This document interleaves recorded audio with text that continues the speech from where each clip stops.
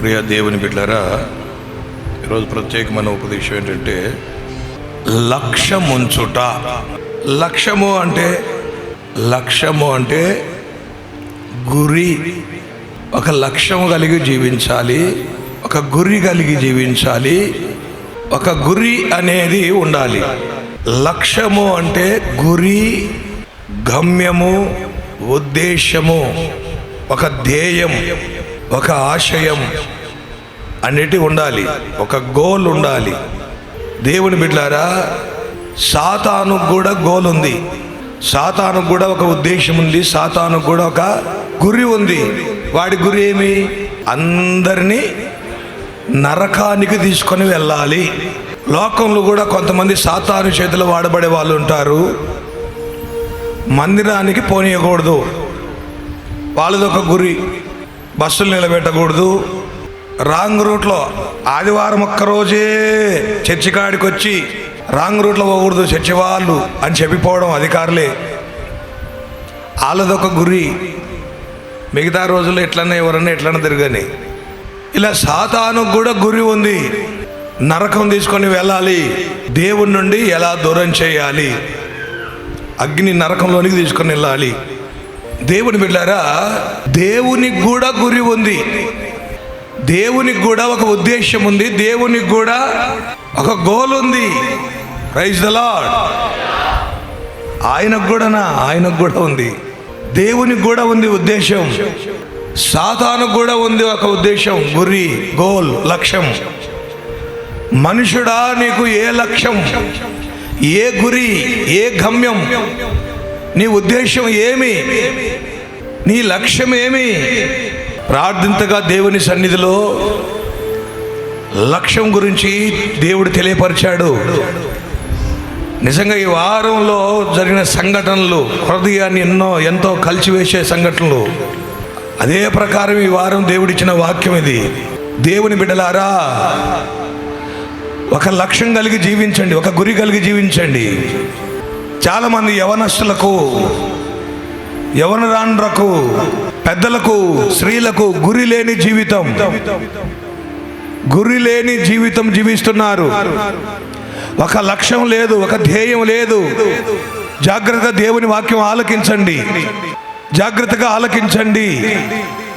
మాకు నేను తెలిసిన వాక్యం ఈరోజు ఒక సహోదరుడు ఎన్నోసార్లు చెప్పా, బ్రదర్ రక్షణ తీసుకో. ఈ వారంలోనే హార్ట్ అటాక్ వచ్చి చనిపోయాడు. ఏ గురి ఉంది? అన్నా వస్తానన్నా తప్పకుండా, కొంచెం నాకు ఈ బాధ ఉంది, ఈ కష్టం ఉంది, వస్తానని వెళ్ళిపోయాడు. సొంతం మా నాన్న చెల్లెలి మేనత్త మామ గారి కుమారుని యొక్క కుమారుడు బీటెక్ చేశాడు, చదువుకున్నాడు. తల్లిదండ్రులు ఇద్దరు గవర్నమెంట్ టీచర్స్ ఇద్దరు కూడా చదివించారు. బెంగళూరులో రేపు జూన్లో జాబ్ చెయ్యాలి. బెంగళూరులో రేపు జూన్లో 15వ తేదీ జాబ్లో జాయిన్ కావాలి. అంతలోగానే స్నేహితులు పిలిచారని మైసూర్ నుండి బెంగళూరు నుండి బైక్ మీద చిత్తూరుకు వెళ్ళాడు. దారి మధ్యలో రాత్రి 11 గంటలకు ముగ్గురు సేఫ్గా ఉన్నారు. ముగ్గురు దేవుని ఎరగని వాళ్ళు. ఇతడు దేవుని ఎరిగే వ్యక్తి. అక్కడ ఒక జాతర ఉంటే జాతరకి వెళ్ళి ఫ్రెండ్ పిలిచాడని వెళ్ళి రాత్రి 11 గంటలకు దేవుని బిడ్డలారా నడి రోడ్డు మీద వాళ్ళే బైకులు కొట్టుకొని పొరపాటున చనిపోయాడు అక్కడికక్కడే. ఒకసారి ఆలోచించండి, నీ ఒక్కని గురించి ఎంతమంది సఫర్ అయిపోతారో, నీ ఒక్కని గురించి ఎంతమంది బాధపడతారో, నీ ఒక్కదాని గురించి నీ తల్లిదండ్రి, నీ రక్త సంబంధికులు, నువ్వు తోడబుట్టినోళ్ళు, నీ బంధువులు, నీ అక్క చెల్లెళ్ళు. ఒక చోట ఒక అమ్మాయి అయితే చెప్పబెట్టకుండా ప్రేమించి ఆ వాట్సాప్లో, ఇన్స్టాగ్రామ్లో పరిచయమై వెళ్ళిపోయింది. ఆ గ్రామంలో కోడిక పెట్టాలంటే మాకు తల ఎత్తుకొని తిరగడానికి కూడా లేదు. నీ నుంచి, నీ సుఖం గురించి, నీ ఆనందం గురించి, నీ లోకంలో చూసుకునే దాని గురించి దేవుని ప్రజలు, సేవకులు, సంఘం, కుటుంబం, తల్లిదండ్రి, అన్నదమ్ములు, అక్కజెనెళ్ళు తల ఎత్తుకొని తిరగలేరు, తల ఎత్తుకొని బ్రతకలేరు. ధైర్యంగా మీ మీద ఆధారపడి మిమ్మల్ని నమ్ముకొని మనల్ని నమ్మి దేవుని బిడ్డలు ఎందరో ఉన్నారు. మనకొక గురి ఉండాలి, మనకొక గమ్యం ఉండాలి, ఒక ఉద్దేశం ఉండాలి, ఒక ప్రణాళిక ఉండాలి. జీవితం ఎటు పడితే అటు వెళ్ళకూడదు. ఒక నిర్దిష్టమైనటువంటి జీవితంలో మనం నడవాలి. నిన్న చూస్తే వందల మంది వచ్చారు సమాధి కార్యక్రమానికి. ఎప్పుడు ఆ తల్లిదండ్రి ఎవరి కొరకు బ్రతకాలి? చదివించారు కడుపు కట్టుకొని. ఎవరి కొరకు బ్రతకాలి? హాయిగా నువ్వు మాత్రం సెల్లు తీసుకుంటావు, గేటు బయటకు వెళ్ళిపోతావు, బైక్ తీసుకుంటావు, రోడ్డు మీద వెళ్ళిపోతావు. నీ ఆనందం, అబ్బాయితో మాట్లాడడం నీ ఆనందం కొరకు, నీ ఆనందం నువ్వు చూసుకుంటున్నావు. అది క్షణికమే. ఒక గురి గమ్యము లేనటువంటి పరిస్థితులు ఈరోజు యవన పిల్లలకు, యవనస్తులకు. జ్ఞానం ఉంది, జ్ఞానం లేక కాదు, కానీ లక్ష్యం లేదు, గురి లేదు, గమ్యం లేదు, ఉద్దేశం లేదు. ఎందుకు జ్ఞానం లేదు? బీటెక్ చదివితే జ్ఞానం కాదా? ఎంటెక్ చదివితే జ్ఞానం కాదా? డాక్టర్ కోర్సు చేసే జ్ఞానం కాదా? జ్ఞానం ఉంది, జ్ఞానం లేదా? తల్లిదండ్రులకు కనీసం టీవీ రిమోట్ ఆపరేట్ చేయడానికి కూడా రాదు. తల్లిదండ్రికి కనీసం సెల్ ఫోన్ అత్తడం కూడా రాదు. తల్లిదండ్రికి కనీసం ఫ్రిడ్జ్ ఎలా వాడాలనో, మిక్సీ ఎలా వాడాలనో కూడా తెలియదు. కానీ పిల్లలకు జ్ఞానం లేదా? యవనస్తులకు జ్ఞానం లేదా? జ్ఞానం మస్తుగుంది, కానీ వారికి ఉద్దేశం లేదు, ఒక లక్ష్యం లేదు, ఒక గురి లేకుండా జీవిస్తున్నారు. ఏంటి నా జీవిత లక్ష్యం? ఏంటి నా జీవిత గమ్యం? నోవాహుకు ఒక గురి ఉంది, నోవాహుకు ఒక లక్ష్యం ఉంది. ఏ లక్ష్యం? ఏ గురి? దేవుడు నాకు ఓడ నిర్మించమని చెప్పాడు. ఓడను కట్టాలి. 1 సంవత్సరంలో కట్టలేదండి, 1-2 ఏళ్ళలో కట్టలేదు. ఆ ఓడను నిర్మాణం చేయడానికి చాలా సంవత్సరాలు పట్టింది, 100 సంవత్సరాలు పట్టింది. యోసేపు ఒక గురి కలిగి ఉన్నాడు, యోసేపు ఒక ఉద్దేశం కలిగి ఉన్నాడు. ఏంటి ఆ ఉద్దేశం? ఏంటి ఆ లక్ష్యం? దేశం మీదకి కరువు రాబోతుంది, దేశం మీదకి 7 సంవత్సరాలు కరువు రాబోతుంది. ఈ 7 సంవత్సరాలు దేశాన్ని కరువులో నుండి రక్షించాలంటే ఆ కరువు రాకముందే ధాన్యమునంతా, ఆ దేశములో చుట్టుపక్కల దేశాల్లో ఉన్న ధాన్యమునంతా సేకరించి గదులు కట్టించి గోధుమలకు, వడ్లకు, ధాన్యానికి అన్నిటికీ కొట్లు కట్టించి ధాన్యాన్ని నింపుకొని పెట్టుకోవాలి. కరువు రాబోతుంది. యోసేపుకు ఒక లక్ష్యం ఉంది, యోసేపుకు ఒక ఉద్దేశం ఉంది.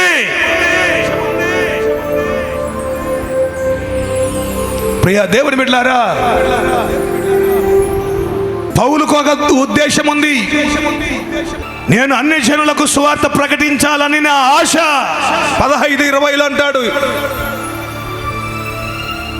నా ఆశ నశించిపోతున్న ఆత్మలు, అగ్నిలో నరకం కాలిపోతున్న ఆత్మలు, దేవుని నుండి దూరం అయిపోయిన ఆత్మలకు నేను సువార్త ప్రకటించాలని ఆశ. ఒక గోల్, ఒక లక్ష్యం ఉంది. నువ్వు దేని కొరకు జీవిస్తున్నావు? ఏ లక్ష్యం ఉంది? ఏ గురి ఉంది నీకు? నీ ఎదుట ఏ గురి ఉంది? దేవుని బిడ్డలారా, ఆ తల్లి శోకము అసలు మాకైతే ఇక్కడ నుంచి ఒక్కడు చెప్పకుండా పోయి, కొంతమంది చూడండి ఇప్పుడు ఇంటికి పోయేస్తామని చెప్తారు, పాపోని బాబుని అర్పిస్తారు, తీసుకొని వెళ్తారు. కనీసం మాకు కలిసి మాతో సమస్యను పంచుకొని పాపం తీసుకుపోయారు, పాపం తీసుకొని పోయారు. ఆ పాప చెప్పిన మాటలే నమ్ముతారు, కానీ ఈడ ఆమె ఇట్లా నింది, నన్ను ఈడ ఇట్లా నిందని ఆ పాప చెప్పిన మాటలే నమ్ముతున్నారు. మా దగ్గరికి వచ్చి ఆ పాపను తీసుకొని వచ్చి మా దగ్గరికి వచ్చి ఈ పాప ఇట్లా నింది, ఈ పాపని మేము నిలబెట్టి అడుగుతాం కదా ఎవరెవరు ఏమన్నారమ్మా అని. అంతమంది పిల్లల మాటలే వింటారు. వాళ్ళకు ఒక గురి గమ్యం అని ఒక ఉద్దేశం అనేది ఉండదు. కొంతమంది పిల్లలైతే మాకు చెప్పకుండా బయటికి వెళ్ళిపోతారు. వాళ్ళకి ఏమన్నా జరిగితే వారు అసలు ఏం ఆలోచించరు. వాళ్ళకి ఏదైనా జరిగితే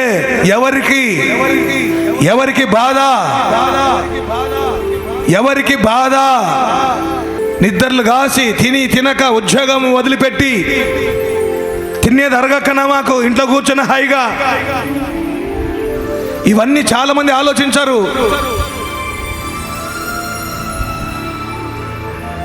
తల్లిదండ్రిని అడిగితే మా బావగారు అతని కుమారుడు చనిపోయింది, వాడు బైక్ వేసుకొని వానికి 10 బైకులైనా నేను కొనిగిస్తా, కారు అయినా వాడు భారతదేశం అంతా తిరగడానికి ఒక కారు కానీ 10 కార్లు కానీ కొనిగిస్తా. కానీ వాడు చెప్పిన మాట వినకుండా తిరుగుతుంటాడు, ఏమైపోతాడో అని తెలుసు తండ్రికి. తండ్రి బాధ, తల్లి బాధ, కుటుంబీకుల బాధ ఏం తెలుసు? ఆ చనిపోయిన ఆ బిడ్డ యొక్క జేజిన ఆయనకు 90 సంవత్సరాలు, ఆమెకి 89 సంవత్సరాలు. వాళ్ళ గుండె ఎలా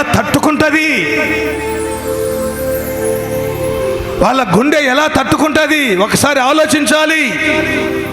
కొంతమంది ఏం ఆలోచించరు. నన్ను నా తల్లి ఎందుకు కష్టపడి చదివిస్తున్నారు, కూతురు చదివి పెద్దగై ఒక ప్రయోజనకురాలైతే తల్లిదండ్రులకు ఎంత సంతోషం. కొంతమంది ఏ గురి ఉండదండి. బిడ్డలు చదివి, ప్రియ దేవుని బిడ్డలారా, ఒక లక్ష్యం కలిగి జీవిస్తే ప్రయోజనం అయితే రేపు పొద్దున తల్లిదండ్రులకు ఎంత సంతోషం ఉంటుంది. ప్రియ దేవుని బిడ్డలారా, ఒకసారి ఆలోచించండి. ఈరోజు ఒక లక్ష్యం అనేది లేకుండా, ఒక గురి అనేది లేకుండా ప్రేమ అని, దోమ అని, బైక్ అని, కార్ అని, సెల్ ఫోన్లని ఇవే ఆలోచన చేస్తున్నారు. ఒక గురి లేకుండా జీవిస్తున్నారు. ఈ జీవితం తిరిగి పోయిందా? తిరిగి రాదు. గురి గమ్యము లేకుండా జీవించేవారు ఉన్నారు. అయితే ప్రియ దేవుని బిడ్డలారా,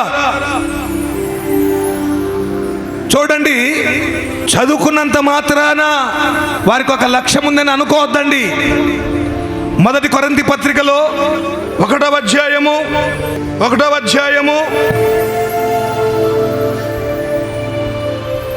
21వ వచనం.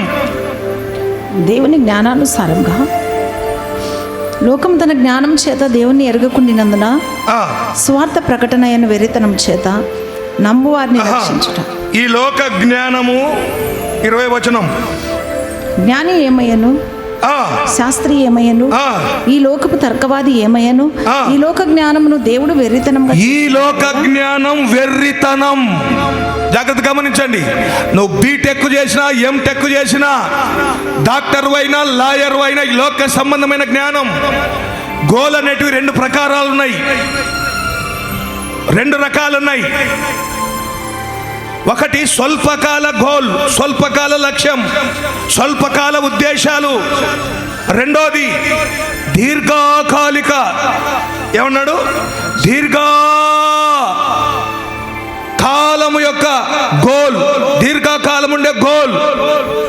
కొన్ని ఏమో స్వల్పకాలానికి ఉంటాయి నీ లక్ష్యం. ఈ ఉద్యోగమైనా, వ్యాపారమైనా, చదువులైనా, ఇవన్నీ కూడా స్వల్పకాలమే, అల్పకాలమే. నీకు ఒక గోల్ ఉండొచ్చు.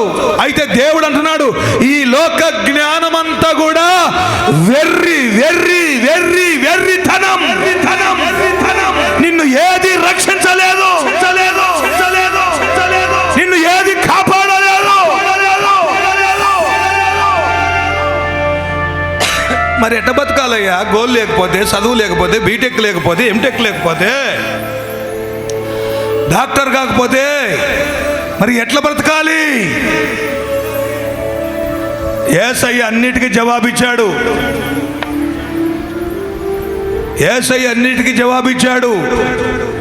మత్తయి సువార్త 6లో ఇదిగో ఆకాశ పక్షులు చూడు, అవి విత్తనము విత్తవు, కొట్లలో కూర్చుకొనవు, అయినను మీ పరలోకపు తండ్రి వాటిని పోషించుచున్నాడు. మీరు వాటికంటే బహుశ్రేష్ఠులు కారా? చూడండి, వాటిని పోషిస్తున్నాడు, వాటికంటే మీరు బహుశ్రేష్ఠులు కారా? ప్రైజ్ ద లార్డ్, హల్లెలూయా. అందుకని ఏమన్నాడు తెలుసునా? ఏమి తిందుమా, ఏమి తాగుదుమా, ఏమి ధరించుకుందుమా, ఇవి కాదు ప్రాముఖ్యం. మొదట నీ లక్ష్యం ఏముండాలి, మొదట నీ గోల్ ఏముండాలంటే, మొదట నీ ఉద్దేశం ఏముండాలి? నా రాజ్యము, నా నీతిని వెతుకు.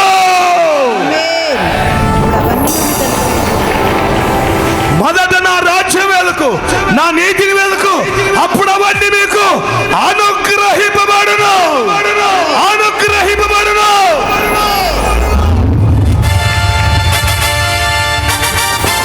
అవన్నీ ఇస్తా.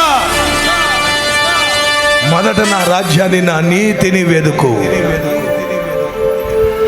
యేసయ్యకు ఏ గోల్ ఉంది? దేవునికి కూడా ఒక ఉద్దేశం, దేవునికి కూడా ఒక లక్ష్యం ఉంది, దేవునికి కూడా ఒక గురి ఉంది. సైతానుకు గురి ఉంది, మనుషుల మీద నేరాలు ఎలా మోపాలి, మనుషులను ఎలా మోసం చేయాలి, మనుషులను ఎలా నరకం తీసుకొని వెళ్ళాలి. వీళ్ళను ప్రార్థన చేయకుండా, మందిరానికి వెళ్ళకుండా శోధనలో పడగొట్టాలి. వాడికి కూడా ఒక గురి ఉంది. అయితే ఒక భక్తుడు ఇలా అంటాడు.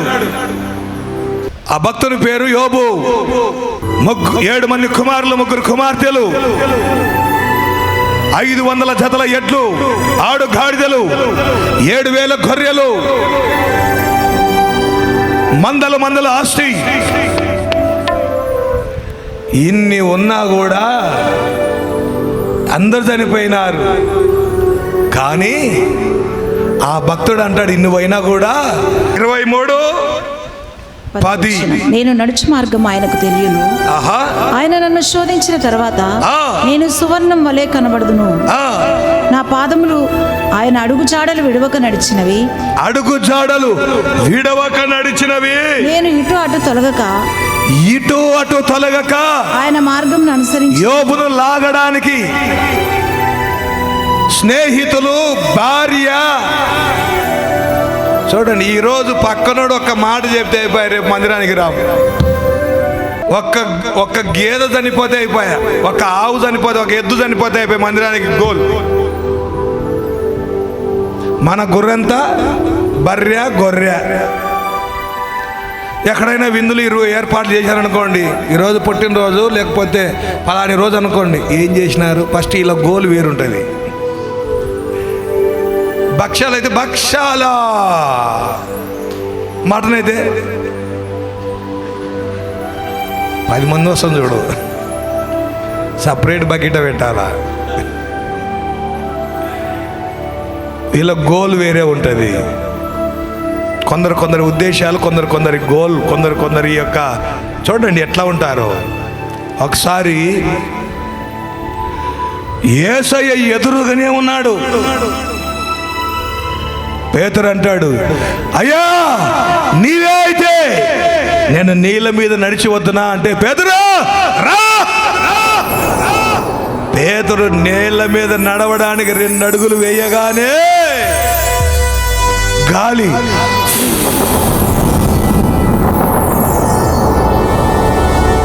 పేతురు వెంటనే గాలి వైపు ఇట్లా చూశాడు. చూడగానే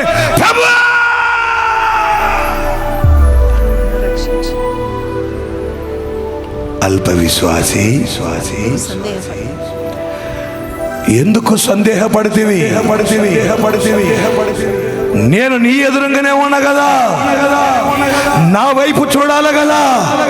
గాలి వైపు ఎందుకు చూస్తావు? నీళ్ళ వైపు ఎందుకు చూస్తావు? లోకం వైపు ఎందుకు చూస్తావు? నా గురి, నీ గురి నా మీదనే ఉండాలి, నా మీదనే ఉండాలి. డబ్బు వైపు కాదు, లోకం వైపు కాదు.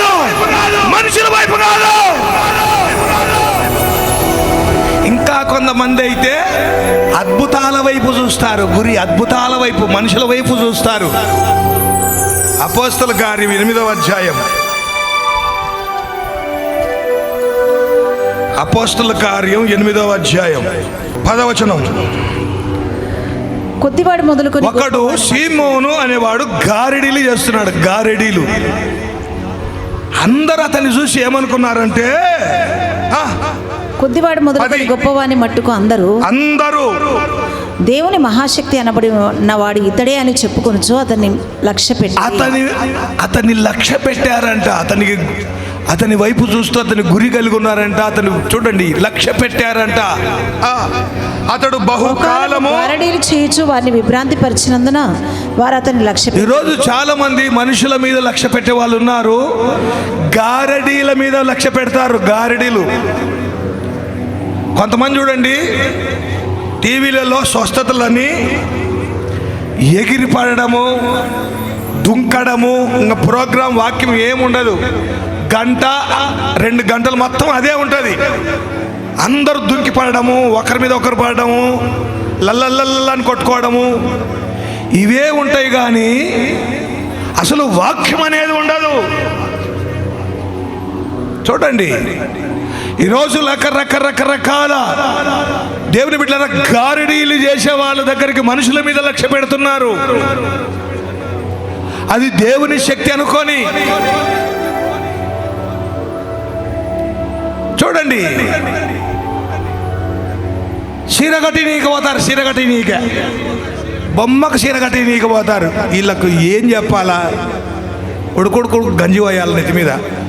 ఎవరి మీద లక్ష్యం? వాళ్ళు వీళ్ళు చెప్పే మాటలు, మనుషుల మాటల మీద లక్ష్య పెట్టేవాళ్ళు. చూడండి వారు అతని మాట లక్ష్య పెట్టిరి. కొంతమంది ఎవరు ఎటు చెప్తే ఆడ తాయిత అంటే, ఆడ మంత్రం అంటే, ఆడ తంత్రం అంటే మనుషుల మాటల మీద లక్ష్య పెట్టే వాళ్ళు ఉన్నారు. అయితే ఫిలిప్పు దేవుని రాజ్యమును గురించి, యేసుక్రీస్తు నామమును గురించి సువార్త ప్రకటించుచుండగా వారతని మాట యందు లక్ష్యముంచిరి, నమ్మికయుంచిరి. పురుషులను స్త్రీలను బాప్తిసం పొందిరి. అప్పుడు సీమోను కూడా నమ్మి బాప్తిసం పొంది ఫిలిప్పును ఎడబాయకుండా. చూడండి ఆ గారుడోడు కూడా నమ్ముకున్నాడు. సూచక క్రియలను. Praise the lord. ప్రియ దేవుని బిడ్డలారా, కొందరు మనుషుల మీద గురి పెట్టే వాళ్ళు ఉన్నారు. కొందరు వాళ్ళ పట్ల వాళ్ళకు గురి ఉండదు, కానీ మనుషులు ఏం చేస్తున్నారు? గురి పెడుతుంటారు. అక్కడ చూసుకుంటుంటారు. వాళ్ళు చూడు, వీళ్ళు చూడు, అప్పుడే గ్రూపులు ఏర్పడి చూసినావా, ఆమె చూడు, ఈమె చూడు, ఈయన చూడు, ఆయన ఎందుకు అక్కడ కూర్చున్నాడు, ఈమె ఎందుకు ఇక్కడ కూర్చుందో, ఈమె చూడు అక్కడ చూస్తారు చూడు, వీడు అక్కడ పోతారు చూడు, ఈమె అక్కడ వా చూడు. అసలు వీరికి గురి ఉండదు, వీరికి లక్ష్యం ఉండదు, ఒక లక్ష్యం అనేది ఉండదు వీళ్ళకు. అలాంటి వాళ్ళు ఒక గ్రూపు. రకరకాల గ్రూపు వాళ్ళు ఉన్నారు. దేవుని బిడ్డలారా, ఈరోజు మన గురి ఏంటి? మన లక్ష్యం ఏంటి? ఈరోజు మన ఉద్దేశం ఏంటి? మన గోల్ ఏంటి?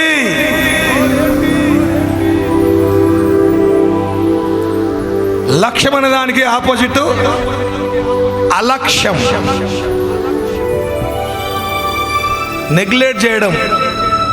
అలక్ష్యం నెగ్లెక్ట్.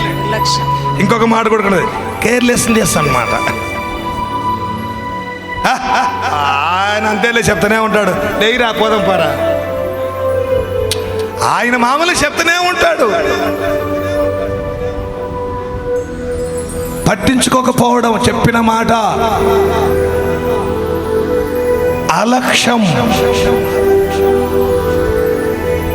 నిర్లక్ష్యం. దేవుడు అంటే నిర్లక్ష్యం, మందిరం అంటే నిర్లక్ష్యం, బైబుల్ చదవడం నిర్లక్ష్యం, ప్రభు బల్లారాధనకు పోవడం అంటే నిర్లక్ష్యం. ఏం పోతావులే. దేవుని బిడ్డారా, దేవునికి కూడా ఒక గోల్ ఉంది, ఒక ఉద్దేశం ఉంది. ఆయన కూడా లక్ష్య పెడతాడు. ఆయన దేని లక్ష్య పెడతాడు? 3 విషయాలు చెప్తా చూడండి. Praise the Lord. దేవుడు దేని యందు లక్ష్య పెడతాడు? నంబర్ 1 ద్వితీయోపదేశ కాండం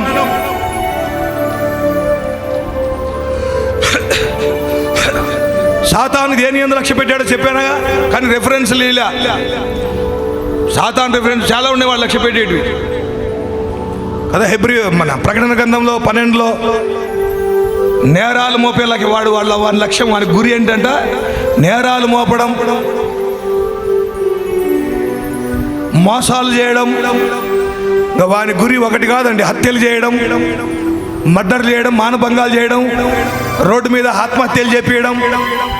వాని గురి మనుషులను దేవుని మందిరానికి పంపకపోవడం, నిద్రలో ముంచడం, కులం అనే భక్తిలో ముంచడం సాతాను గురి. దేవుని గురి చెప్తా చూడండి లేఖనాల ప్రకారం. చూడండి 11వ అధ్యాయం. దేవుని యొక్క లక్ష్యం, దేవుడు దేని లక్ష్య పెట్టును చదవండి. 9వ వచనం. యెహోవా వారికిని వారి సంతానమునకు 11:9 ద్వితీయోపదేశకాండం 11:9. యెహోవా వారికిని వారి సంతానమునకు దయచేసదనని మీ పితరులతో ప్రమాణం చేసిన దేశమున నేను ఈ దినమున మీకు ఆజ్ఞాపించు ఆజ్ఞలన్నిటినీ మీరు గైకొనవలెను. మీరు స్వాధీనపరచుకొనబోవు దేశము మీరు బయలుదేరి వచ్చిన ఐగుప్తు దేశం వంటిది కాదు. అక్కడ నీవు విత్తనములు విత్తి కూర తోటకు నీరు కట్టినట్టు ఐగుప్తులో మీరు కాళ్ళతో నీళ్లు కట్టారు, మీ పొలాలకు కాళ్ళతో నీ చేలకు నీరు కట్టిదివి. మీరు నది దాటి స్వాధీనపరచుకుంటూ వెలుచున్న దేశము కొండలు లోయలు గల దేశం. అది ఆకాశ వర్ష జలము త్రాగును. అది నీ దేవుడైన యెహోవా లక్ష్య పెట్టు దేశము. అరే అరే అరే అరే గట్టిగా నీ దేవుడైన యెహోవా లక్ష్య పెట్టు దేశం. నీ దేవుని చూపు ఆ దేశం మీద ఉంది. నీ దేవుని యొక్క గురి ఆ దేశం మీద ఉంది. నీ దేవుని యొక్క ఉద్దేశం ఆ దేశం మీద ఉంది.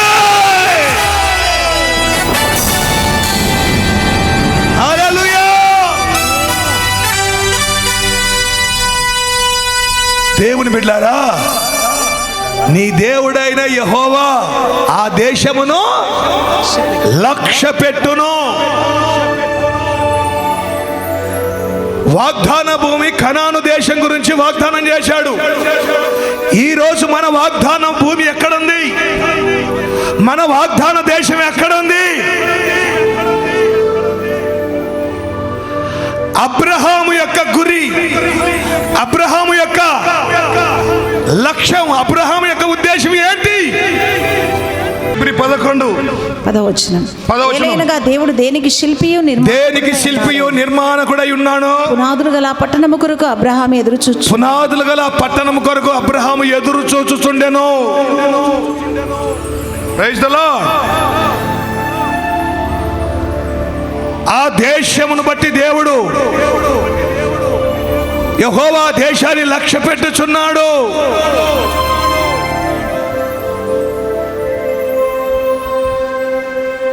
దేశాన్ని లక్ష్య పెడుతున్నాడు. Praise the Lord. రెండవది నిర్గమాకాండం 2:25. మనకు కూడా చూడండి, మనకు కూడా మన లక్ష్యం కూడా ఒక మాట చెప్తూ చూడండి అమ్మా. దేవుని లక్ష్యమే మన లక్ష్యమై ఉండాలి. దేవుని గురి మన గురి అయి ఉండాలి. దేవుని ఉద్దేశమే మన ఉద్దేశమై ఉండాలి. దేవుని ఉద్దేశములో మనం పాలిభాగస్థలం అవుతాం. దేవుని గురే మన గురి, దేవుని లక్ష్యమే మన లక్ష్యం, దేవుని యొక్క ఉద్దేశమే మన ఉద్దేశమై ఉండాలి. దేవుడు ఆ దేశమును గురించి ఆ దేశమును లక్ష్య పెట్టేవాడంట. ఇప్పుడు మన ఉద్దేశం కూడా ఇదిగో ఆ పరలోకమును లక్ష్య పెట్టాలి. Praise the Lord. మన గురి ఆ పరలోకం వైపు ఉండాలి, ఆ రాజ్యం వైపు ఉండాలి. రెండవది ఆయన గురి, ఆయన లక్ష్యం. ఆయన లక్ష్యం ఎక్కడో చూడండి. 2వ అధ్యాయం 25 చదవండి. 3-4. అలాగున అనేక దినములు జరిగిన మీదట ఐగుప్తు రాజు చనిపోయాను. ఇశ్రాయేలు తాము చేయుచున్న వెట్టి పనులను బట్టి నిట్టూర్పులు విడుచుచు మొరపెట్టుచుండగా తమ వెట్టి పనులను బట్టి వారు పెట్టిన మొర దేవుని యొద్దకు చేరెను. వారు పెట్టిన మొర దేవుని బిడ్డ, నువ్వు మొర పెట్టిన మొరలు ఎప్పుడైనా దేవుని సన్నిధికి చేరినాయా? దేవుని సన్నిధికి చేరకముందే మనం విడిచిపెడతాం ప్రార్థన. అందుకే ఈ సంవత్సరం ఇచ్చిన వాగ్దానం ఏంటి? నువ్వు నాకు మొరపెట్టు, నేను నీకు సహాయం చేస్తా. ఇక్కడ వీరు మొర పెడుతున్నారు వెట్టి పనులను బట్టి.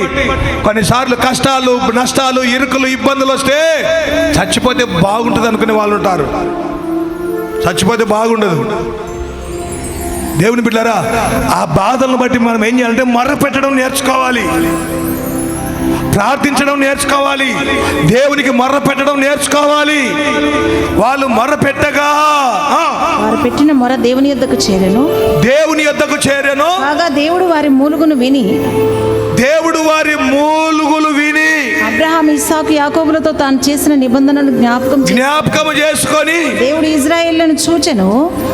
దేవుడు వారి యందు లక్ష్యముంచెను. దేవుడు వారి యందు, తన ప్రజల యందు లక్ష్యముంచెను. కొట్టాలి చెప్పండి గట్టిగా, మహిమ కలుగునుగాక. హల్లెలూయా.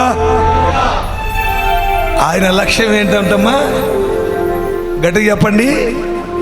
తన ప్రజల మీద వారి బాధలను, వాళ్ళ కష్టాలను, వాళ్ళ శ్రమలను, వాళ్ళ కన్నీళ్లను, వాళ్ళ వైపు, తన ప్రజల వైపు ఆయన గురి, వాళ్ళ కన్నీళ్ళ వైపు ఆయన చూస్తున్నాడు. వారి బాధలను బట్టి ఆయన చూస్తున్నాడు. లక్ష్య పెట్టాడంట. Praise the lord. చూశాడంట. నువ్వు బస్సు ఎక్కిలో దిగి రోడ్డు దాటలేక, తినక, ఛార్జీ కొండి ఉండలేక దేవుని వెంబడించేది చూస్తున్నాడు. నీ బాధ, నీ కష్టం, నీ బాధ చూస్తున్నాడు. ప్రియ దేవుని బిడ్డలారా, మనుషులు కాదు లక్ష్య పెట్టాల్సింది. నీ బాధను దేవుడు లక్ష్య పెట్టాలి. నీ బాధను దేవుడు చూడాలి. నీ కన్నీళ్లు దేవుడు చూడాలి.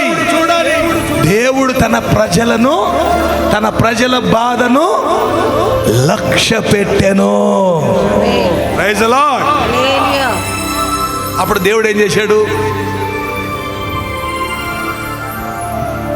మనలాగా సర్లే చూసుకుంటుంటాంలే, వింటుంటాంలే అంటాం, వస్తలే పోతలే అంటాం, కానీ పని మొదలు పెట్టాం. దేవుడు ఏం చేశాడు తెలిసిన? లక్ష్య పెట్టిన వెంటనే 7వ వచనం చదవండి. మరియు యెహోవా ఇట్లా నేను ఐగుప్తులోనున్న నా ప్రజల బాధను నిశ్చయముగా చూచితిని. పనులలో తమను కష్టపెట్టి వారిని బట్టి వారు పెట్టిన మొరను వింటిని. వారి దుఃఖములు నాకు తెలిసే ఉన్నవి. కాబట్టి ఐగుప్తీయుల చేతిలో నుండి వారిని విడిపించుటకు ఆ దేశంలో నుండి విశాలమైన మంచి దేశమునకు, అనగా కనానీయులకు, హిత్తీయులకు, అమోరీయులకు, పెరిజ్జీయులకు, హివ్వీయులకు, యెబూసీయులకు నివాస స్థానమై పాలు తేనెలు ప్రవహించు దేశమునకు వారిని నడిపించుటకును దిగి వచ్చి ఉన్నాను. హల్లెలూయా. ఐగుప్తులో నుంచి విడిపించి కనాను దేశమునకు నడిపించడానికి దిగి వచ్చి ఉన్నాను. ఇమ్మానుయేల్ అంటే తోడై ఉండి, యేసు అనగా రక్షకుడు అనగా విడిపించేవాడు. ఇమ్మానుయేల్ అంటే తోడుగా ఉండి నడిపించేవాడు. విడిపించి నడిపించడానికి ఇమ్మానుయేల్ అయి, యేసు అయి దిగి రక్షించడానికి వచ్చి ఉన్నాడు. ఐగుప్తనే ఈ లోకము, పాపము, శాపముల నుండి విడిపించి, మరణము నుంచి విడిపించి పరలోకానికి తీసుకొని వెళ్ళడానికి దిగి వచ్చి ఉన్నాడు. ఆయన గురి ఇదే.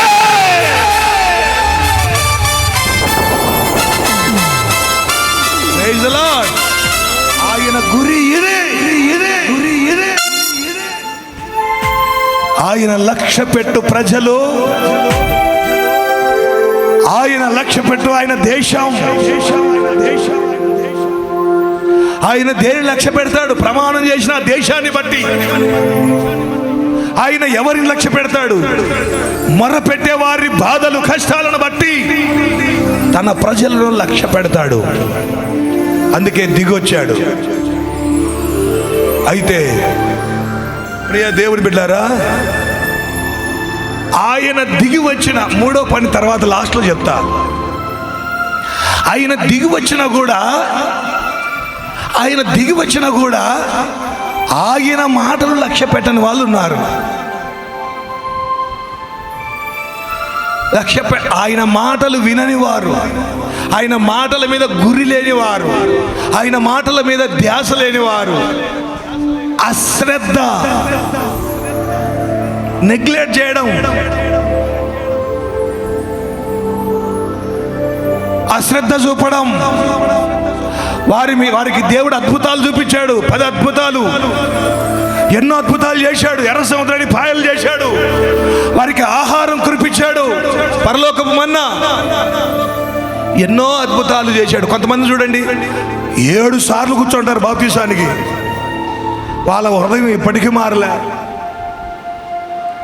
4 సార్లు 7 సార్లు. ఒకసారి మీరు ఎప్పుడైనా ఎవరైనా తప్పిపోయింటే కనుక వాళ్ళని అడగండి ఫస్ట్, మీరు ఎన్నిసార్లు రక్షణ కూర్చున్నా అని తెలిసిపోతుంది వాళ్ళ పరిస్థితి అంతా. ఎందుకో తెలుసునా, దయ్యాలు బట్టి వచ్చి రక్షణ పొంది విడుదల పొందుకున్న వాళ్ళు చాలా జాగ్రత్తగా ఉండండి. రక్షణ పొందుకున్న దయ్యాలు మిమ్మల్ని విడిచిపెట్టవు, ఎంబడబడుతూనే ఉంటాయి. నువ్వు గనక దేవునిలోనే స్థిరంగా ఉంటే నీ చుట్టూ అగ్ని కంచెను దేవుడు పెడతాడు, అవి నిన్ను ముట్టుకోలేవు. ఎందుకో తెలుసునా, చెప్తా చూడండి. ఇజ్రాయేలీయులు ఐగుప్తును వదిలిపెట్టారు, కానీ ఐగుప్తు ఫరో వదిలిపెట్టాడా? చెప్పండి. ఎంట పడుతూనే ఉన్నారు. వెంట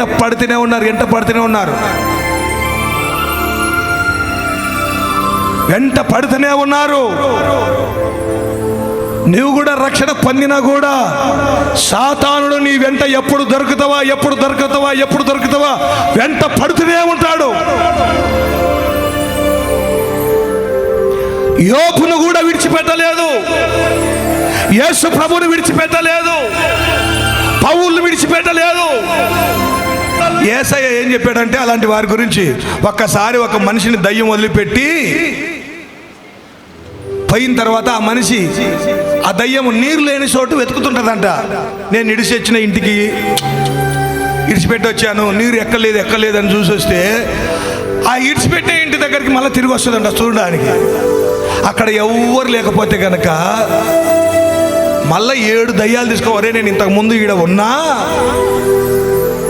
ఇంతకుముందు నేను ఇంట్లో ఉన్నా, వీడు రక్షణ పొంది యేసు రక్తంతో కడుక్కొని పాపాలు ఒప్పుకొని పశ్చాత్తాపడి బాప్తీసం పొందినాడు, నేను ఈయన ఫస్ట్ నుంచి చూస్తూనే ఉన్నా, వీడు బలహీనతలు ఒప్పుకోడు, మందిరానికి రాడు, వాక్యం చదవడు, ప్రార్థన చేయడు, వీళ్ళలో పరిశుద్ధాత్ముడే లేడురా, వీడు ప్రార్థన లేదు, ఆరాధన లేదు, ఏం లేదురా, ఆదివారం వస్తాడు కూర్చుంటాడు, మన క్యాండిడేటే వీడు.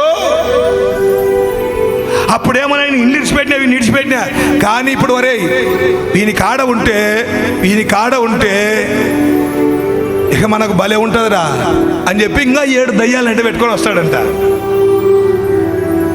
7 దయ్యాలు ఎంట పెట్టుకొని వస్తాడంట. వాని మొదటి స్థితి కడపటి స్థితి కంటే చెడ్డది. ఇప్పుడు చెప్తా చూడండి ఎందుకు చెడ్డదంటే, మొదటనేమో అయ్యా యేసయ్యా క్షమించను అయ్యా అని వచ్చాం కదా, ఈ మళ్ళా రెండోసారి దయ్యాలు పట్టేసేస్తే దేవుని కాడ అడక్కనిక ముఖం ఉండదు, సేవకుని కాడ అడక్కనిక ముఖం ఉండదు. అస్సలు వచ్చి అడక్కనికనే ఉండదు, ముఖం అడగనీకు ఉండదు. అది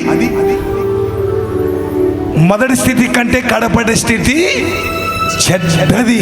అంటే ఇక రాబుద్ధి కాదు, రావాలనుకున్న రాలేరు, ముఖం ఉండదు. అందుకే దయ్యాల నుంచి విడుదల పొందుకున్న వాళ్ళు జాగ్రత్తగా గమనించండి. 7 సార్లు 10 సార్లు 14 సార్లు రక్షణ పొంది ఆ దయ్యం పోనో కుయ్యో మొర్ర అనుకున్న తర్వాత యేసయ్య రక్తంతో కడగబడి పరిశుద్ధపరచబడిన తర్వాత మల్లగా నా దయ్యాన్ని తెచ్చుకుంటే జాగ్రత్త బిడ్డ. అందుకే నేను సంవత్సరానికి 6 నెలలకు ఒకసారి నెల ఎందుకు పరిశుద్ధపరిచేది, మళ్ళీ ఆ దయ్యంగానే వచ్చి కూర్చుందా లేదా అని అప్పుడప్పుడు బ్లడ్ టెస్ట్ చేసేది ఎందుకు? ఈరోజు శరీరానికి మిషన్లు లక్షలు కోట్లు పెట్టి మిషన్లు తెచ్చారు. తలకాయ, తల, గుండె, కిడ్నీలు పరీక్షలు చేయడానికి. హృదయాన్ని స్కానింగ్ చేసే ఈ ప్రపంచంలో మిషన్లు ఎక్కడ లేదు, ఒక్క జెరూసలేము శాలలో తప్ప. హల్లెలూయా. నీ హృదయంలో ఏముందో స్కానింగ్లో బయటపడతాయి.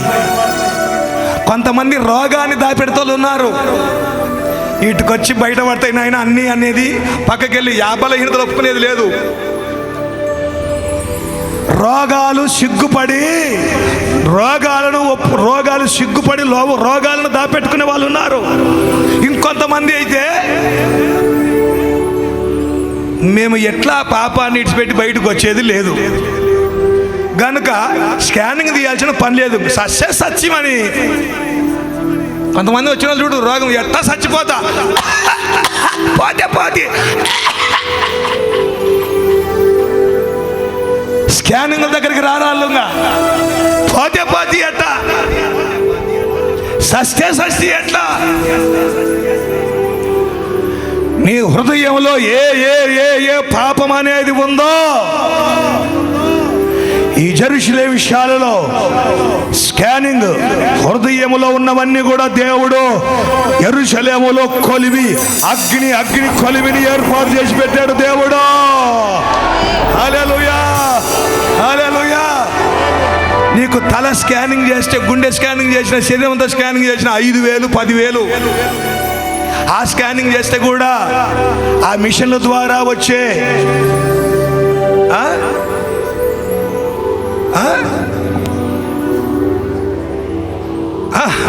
ఆ మిషన్ల ద్వారా వచ్చే రేడియేషన్ ద్వారా శరీరానికి రోగమే, క్యాన్సర్ వస్తుంది. ఈ జెరూసలేము శాలలో స్కానింగ్ ఫ్రీ. ఈ జెరూసలేము శాలలో నీకు నిత్య జీవం కలుగుతుంది. ఈ స్కానింగ్ ద్వారా నిత్య జీవం కలుగుతుంది. కాస్త టాబ్లెట్ రాస్తాడు సేవకుడు, పూట ఇవి వాడమ్మా అని. ప్రైజ్ ది లార్డ్, హల్లెలూయా. ఇశ్రాయేల్ ప్రజలకు ఇన్ని అద్భుతాలు చేసినా లక్ష్య పెట్టలేదు. అందుకే దేవుడు అంటాడు, చూడండి సంఖ్యాకాండం 11:20.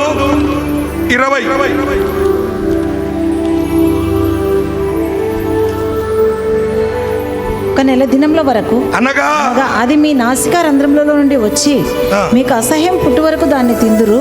ఏలైనగా మీరు మీ మధ్యనున్న యెహోవాను నిర్లక్ష్యం చేసి ఆయన సన్నిధిని ఏడ్చి ఐగుప్తులో నుండి ఎందుకు వచ్చితిమనుకొంటిరి. ఐగుప్తులో నుండి ఎందుకు వచ్చితిమనుకొంటిరి. అందుకు మోషే, నేను ఈ జనుల మధ్య ఉన్నాను, వారు 6 లక్షల పాదచారులు, వారు నెల దినం 20 వచనం.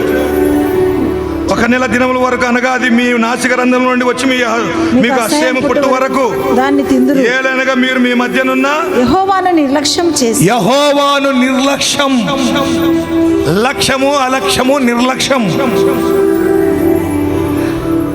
వాళ్ళ నిర్లక్ష్యం చూడండి. మాంసం లేకపోతే ఎందుకు వచ్చినామా ఐగుప్తు నుండి, ఈటికి వచ్చిన నుంచి ఈ పాస్టర్ అయ్యా 4 రోజులు ఉపాసం అంటాడు, నోరు గట్కాల. 21 రోజు ఉపాసం ఉంటాడు, నోరు గట్కాల. ఆదివారం 2 గంటల వరకు 1 గంట వరకు పెడతాడు. మా ఊర్లో 10కే అయిపోతుంది. ఫ్రిడ్జ్లో ఉండేది టిఫన్లు, తలకాయ కూర, గట్టెలు,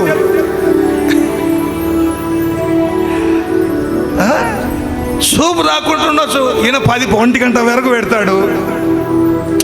ఊరికి రక్షణ తీసుకుంటే అనవసరంగా ఇంత మలపులు లేకుండా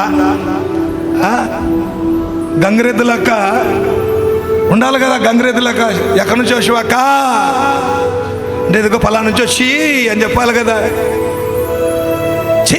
ఊరికి అనవసరంగా వీళ్ళు చూడ ఏమంటున్నారు, అనవసరంగా మేము ఐగుప్తు నుంచి వచ్చాము. దేవుణ్ణి నిర్లక్ష్యం చేస్తున్నారంట. రక్షణ ఊకే తీసుకుంటే అబ్బాయిని ప్రేమించకుండా సినిమాలు చూడకుండా, సీరియల్ చూడకుండా, బూతులు మాట్లాడకుండా సినిమాలు చూడండి. అనవసరంగా బాప్తిసం తీసుకుంటే అనవసరంగా మళ్ళా ఏదో ఒకసారి ఒప్పుకున్నాంలే సరిపోయింది అనుకుంటే మళ్ళా నెల పెట్టిన ఇంకా ఏడవాళ్ళప. 6 నెలలకు ఒకసారి మళ్ళీ అన్ని బయటపడతాయి. దేవుని బిడ్డలారా, దేవుని నిర్లక్ష్యం చేస్తున్నారంట. చూడండి 14వ అధ్యాయం 11వ వచనం. యెహోవా, ఎన్నాళ్ళ వరకు ఈ ప్రజలు నన్ను అలక్ష్యం చేయుదురు? చూడండి, కొందరైతే సేవకు వస్తారు, చూస్తారు 1 వారం 2 వారాలు. ఈడ ఇంత పరిచర్య ఉంటుంది, ఇంత ప్రార్థనలు ఉంటాయి, పోవడం రావడం ఉంటుంది, నిద్ర ఉండదు, 3 రోజులు బాప్తిజం క్లాస్ ఒప్పియాలా, వస్తూనే ఉంటారు, పోతూనే ఉంటారు. ఎందుకు వస్తే ఊరికే అనవసరంగా సేవకు? ఇదిగో ఇల్లే నిర్లక్ష్యం, అలక్ష్యం. వీళ్ళందరూ కూడా అరణ్యములో చచ్చిపోయారు. వీళ్ళ శవాలు కూడా పాతి పెట్టాలా? శవాలు రాలిపోయినాయి అరణ్యంలో. ఎందుకు పాతి పెట్టలే?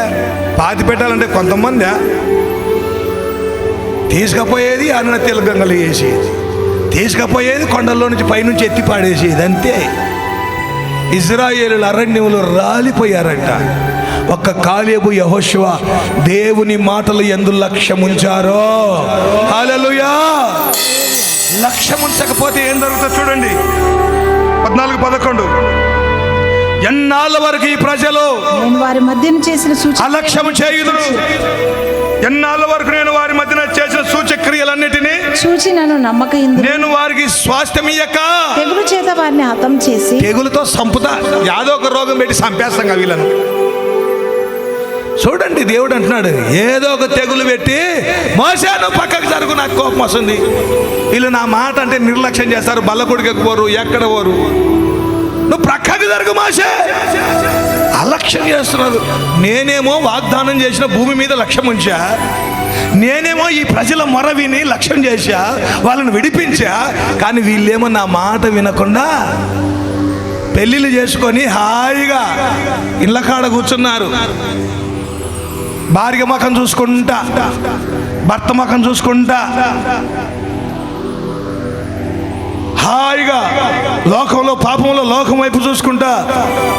దేవుని బిడ్డారా చూడండి, ఇలాంటి వారిని దేవుడు అంటున్నాడు, వీరిని తెగులుతో నేను మోసే నువ్వు జరుగు. ఇలా ఆ ప్రజలు దేవుని నిర్లక్ష్యం చేస్తూ చేస్తూ చేస్తూ చేస్తూ చేస్తూ చేస్తూ చేస్తూ అలక్ష్యం చేస్తూ ఆ ప్రజలు దేవుణ్ణి అలక్ష్యం చేస్తూ ఉండగా సామెతల గ్రంథం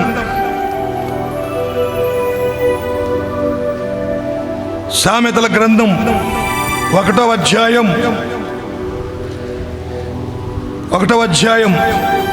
24వ వచనం. నేను పిలవగా మీరు వినకపోతిరి. చూశారా? ఆ పైన చదవండి ఇంకా కొంచెం. నా గద్దింపు విని తిరుగుడి. ఎన్నాళ్ళ వరకు మీరు ఎట్లనగా జ్ఞానం లేని వారులారా, జ్ఞానము లేని వారులారా, మీరు ఎన్నాళ్ళు జ్ఞానం లేని జ్ఞానము లేకుండా ఉంటారు. అపహాసకులారా, అపహాసకులారా, మీరు ఎన్నాళ్ళు అపహాస్యం. నేను ఒక మాట చెప్తా చూడండి, 3వ చెప్తా చూడండి. తండ్రి అయిన దేవుడు ఆయన వాగ్దానం చేసిన దేశం మీద లక్ష్యం ఉంచాడు, తన ప్రజల యొక్క మొర్రపైన లక్ష్యం ఉంచాడు. దేవాది దేవుడైన యేసయ్య దిగి వచ్చి ఆయన లక్ష్యం ఏంటి? ఆయన లక్ష్యం ఏంటి? ఆయన లక్ష్యం ఏంటి అంటే ఆయన గురి ఏంటి? 12 ఏళ్ల వయసులో ఆ ప్రభు యొక్క గురి ఏంటి? లూకా సువార్త 12 ఏళ్ళు అంటే అక్కడికి వెళ్ళాలా? బైబిల్ చదివారు? 12 ఏళ్ల వయసులో ఆయన గురి ఏంటి? 2వ అధ్యాయం 46వ వచనం. 3 దినములైన తర్వాత ఆయన దేవాలయంలో బోధకుల మధ్య కూర్చుండి వారి మాటలను ఆలకించుచు వారిని ప్రశ్నలు అడుగుచూ ఉండగా చూచిరి. ఆయన మాటలు విన్న వారందరూ ఆయన ప్రజ్ఞకును ప్రత్యుత్తరములకును విస్మయముందిరి.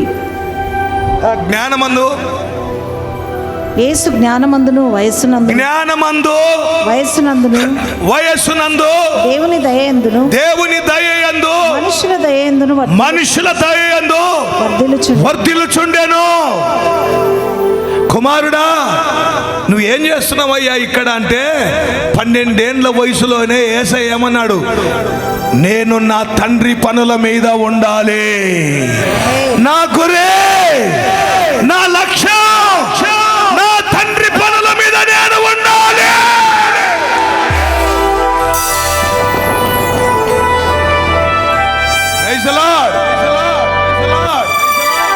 నీ గురి ఎవరి మీద?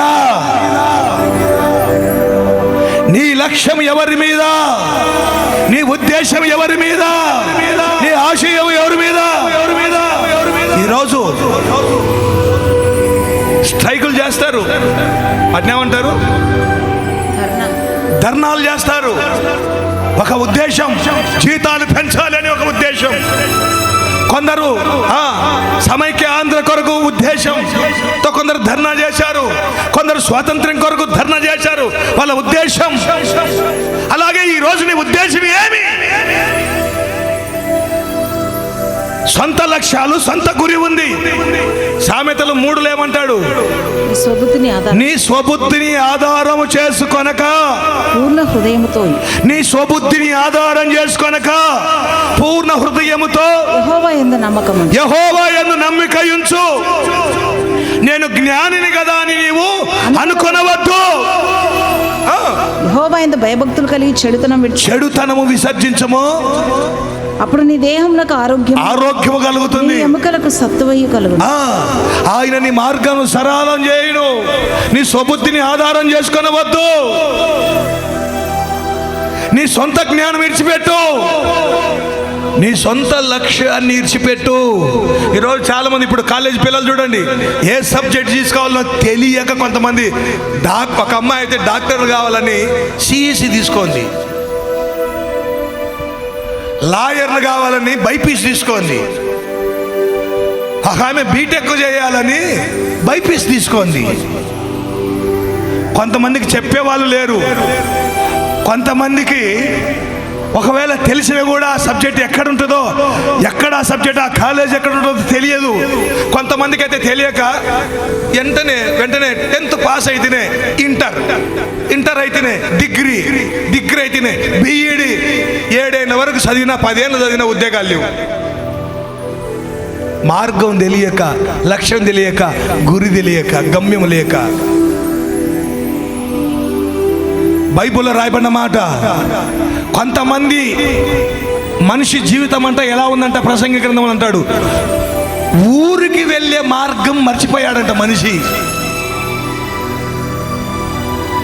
గమ్యము లేని జీవితం. ఈరోజు పొలాల్లో కూడా చూడండి, పొలాల్లో సతమతమైపోతారు. వాన వల్ల, ఇంకా వాన పడితే మొక్కజొన్న ఎత్తాం అనుకోండి, వాన వల్ల ఏ పత్తెన నాడదాం.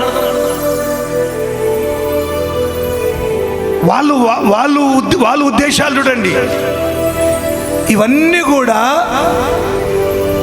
దీర్ఘకాలిక కాదు, కొంతకాలానికే. దేవుని బిడ్డలారా,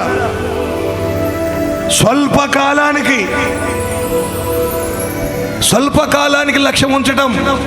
ఈ చదువులైనా, బీటెక్ అయినా, ఎంటెక్ అయినా, ఈ లోకపు చదువులన్నీ వెర్రితనం అన్నాడు దేవుడు.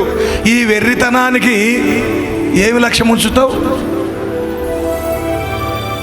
అయితే ఒకటి, దేవుని లక్ష్యానికి మన లక్ష్యం ఒకటై ఉండును గాక. దేవుని గురి మన గురి ఒకటై ఉండును గాక. దేవుని ఉద్దేశం మన ఉద్దేశం ఒకటై ఉండును గాక. హల్లెలూయా.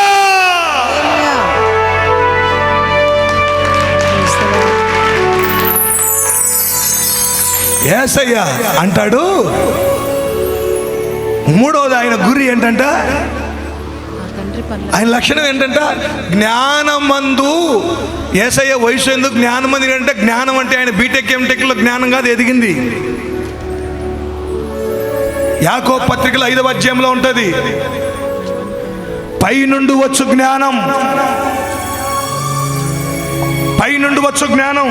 ఈరోజు చదువుకునే పిల్లలకు ఈ లోక జ్ఞానం ఉంది, కానీ తల్లిదండ్రులకు లోబడాలనే జ్ఞానం లేదు. మా పిల్లగాడు బీటెక్, మా పిల్లగాడు ఎంటెక్, అమ్మాయిని ప్రేమించినాడు, తెలివి లేక. పై జ్ఞానం లేదు. చదవండి 17వ వచనం, అన్న 3:17 యాకోబు 3:17. అయితే పైనుండి వచ్చే జ్ఞానం మొట్టమొదట పవిత్రమైనది. పైనుండి వచ్చే జ్ఞానం ఎలాంటిదంట? పవిత్రమైనది. పవిత్రమైనది. తర్వాత సమాధానకరమైనది. సమాధానకరమైనది. మృదువైనది. మృదువైనది. సులభముగా లోబడు. సులభముగా ఒక్క మాట చెప్తే లోబడతారు. ఒక్క మాట చెప్తే ఎందుకు ఎందుకు ఎందుకు అని అడగరు. సులభముగా లోబడతారు. పైనుండి వచ్చే జ్ఞానం. అందుకే ఈ బీటెక్కులు, ఎంటెక్కులు, ఈ లోక సంబంధమైన జ్ఞానాలు చదివిన వాళ్ళు దేవుడు ఆడున్నాడు చూపి సులభముగా లోబడరు. వీళ్ళు సులభముగా లోబడరు. లోక సంబంధమైన జ్ఞానము సులభముగా లోబడరు.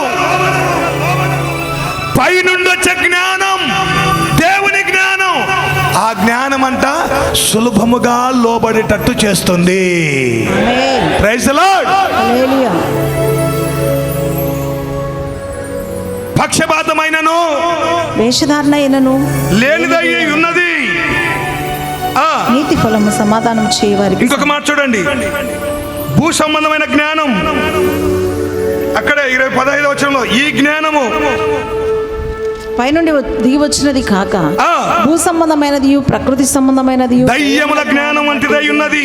ఏలయనగా మత్సరమును వివాదమును ఎక్కడ ఉండునో, మత్సరము వివాదం ఎక్కడ ఉండునో అక్కడ అల్లరి ప్రతి నీచ కార్యములుండును.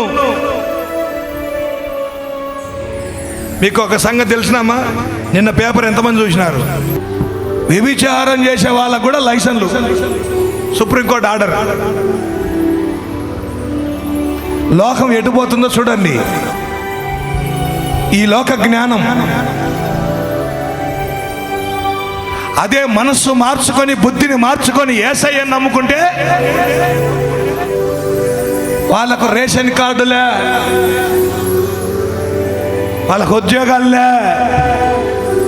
చూడండి, బుద్ధి మార్చుకొని, మనసు మార్చుకొని, తాగు నుంచి విడుదల పొందుకొని, పాపం నుంచి విడుదల పొందుకుంటే వీళ్ళకేమో శిక్ష. వ్యభిచారం చేసే వాళ్ళకేమో లైసెన్లు.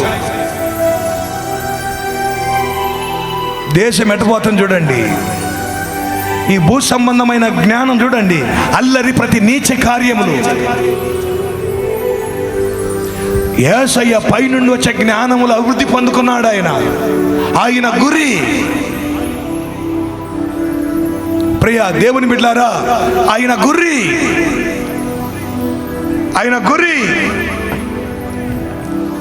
ఒక మాట చెప్తా చూడండి. యోహాను సువార్త 10 యోహాను సువార్త చూడండి 5:30 చదవండి ఒకసారి. 5:30. నా అంతటా నేనే ఏమీ చేయలేను. నేను వినున్నట్లుగా తీర్పు తీర్చుచున్నాను.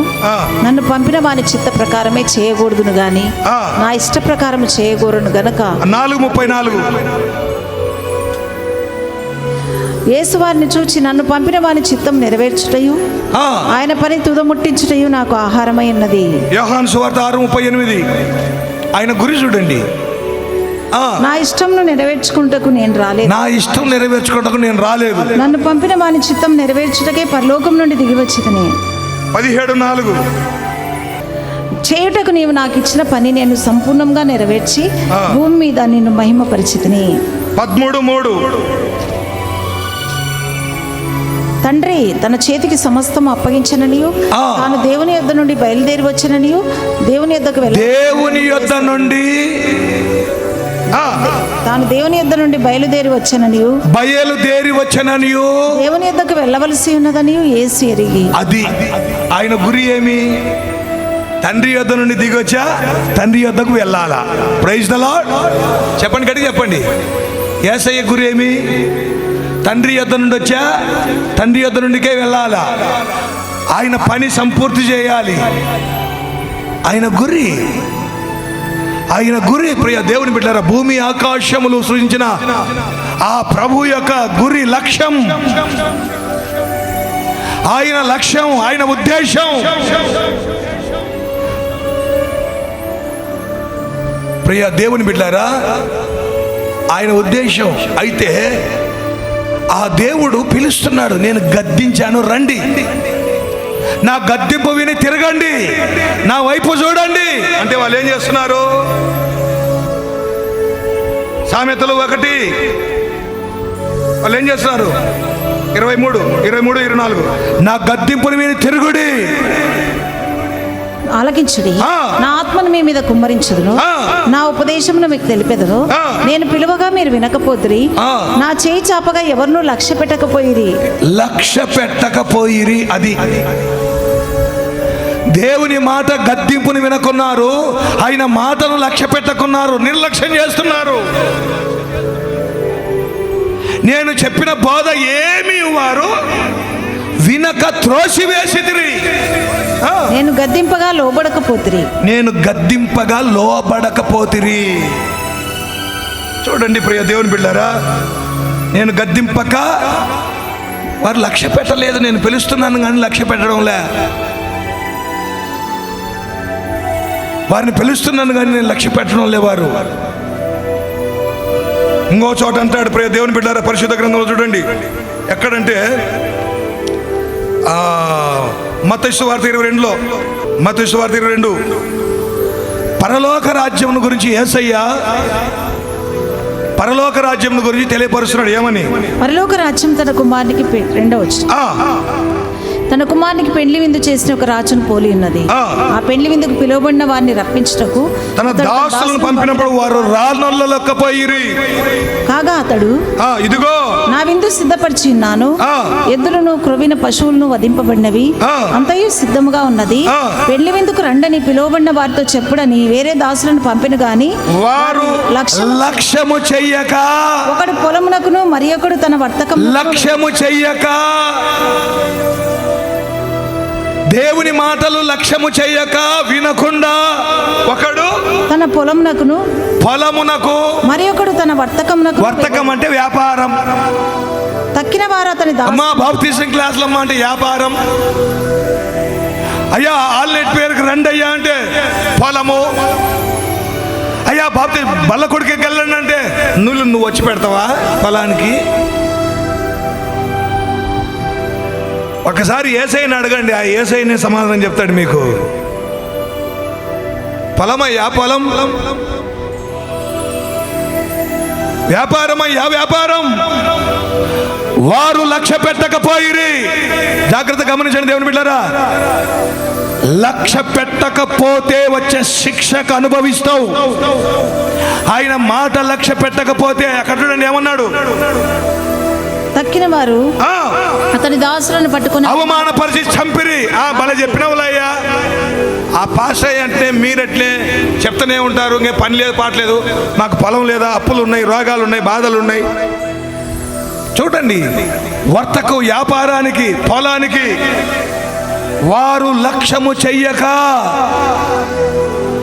అయితే అక్కడ అన్నాడు, కాబట్టి రాజు కోపపడి తన దండ్లను పంపి ఆ నరహంతకులను సంహరించి వారి పట్టణములను తగులబెట్టించెను, అగ్ని చేత తగలబెట్టాడంట.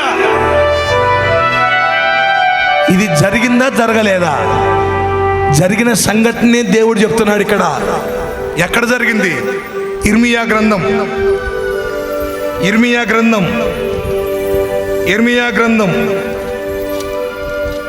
37వ అధ్యాయం 1వ వచనం. బబులోను రాజైన నెబుకద్నెజరు యూదా దేశంలో రాజుగా నియమించిన యోషియా కుమారుడు సిద్కియా యెహోయాకీము కుమారుడైన కొన్యాకు ప్రతిగా రాజ్యం చేయుచుండెను. అతడైనను అతని సేవకులైనను దేశ ప్రజలైనను. ఇతడైనను ఎవరు? ఇతడు హిజ్కియా. ఎన్నిసార్లు దేవుడు వాక్యం ద్వారా చెప్తున్నాడు, అంతే దినాల్లో పరిశుద్ధాత్మ ద్వారా తెలియపరుస్తున్నాడు. బలహీనతలు ఒప్పిస్తున్నప్పుడు కూడా తెలియపరుస్తున్నాడు. నువ్వు ఫలాన్ని చేయడం లేదు చూడు, బలిపీఠం దగ్గర గంట ప్రార్థన అంటే ఎన్నిసార్లు బలహీనతలో దేవుడు చూపించిన తర్వాత ఎన్నిసార్లు వచ్చినావు బలిపీఠం దగ్గరికి ప్రార్థనకు? సేవకులు ఎందుకు రాకున్నారు? ఆదివారం, సోమవారం పాములపాడు, మంగళవారం ఆత్మకూరు, గురువారం,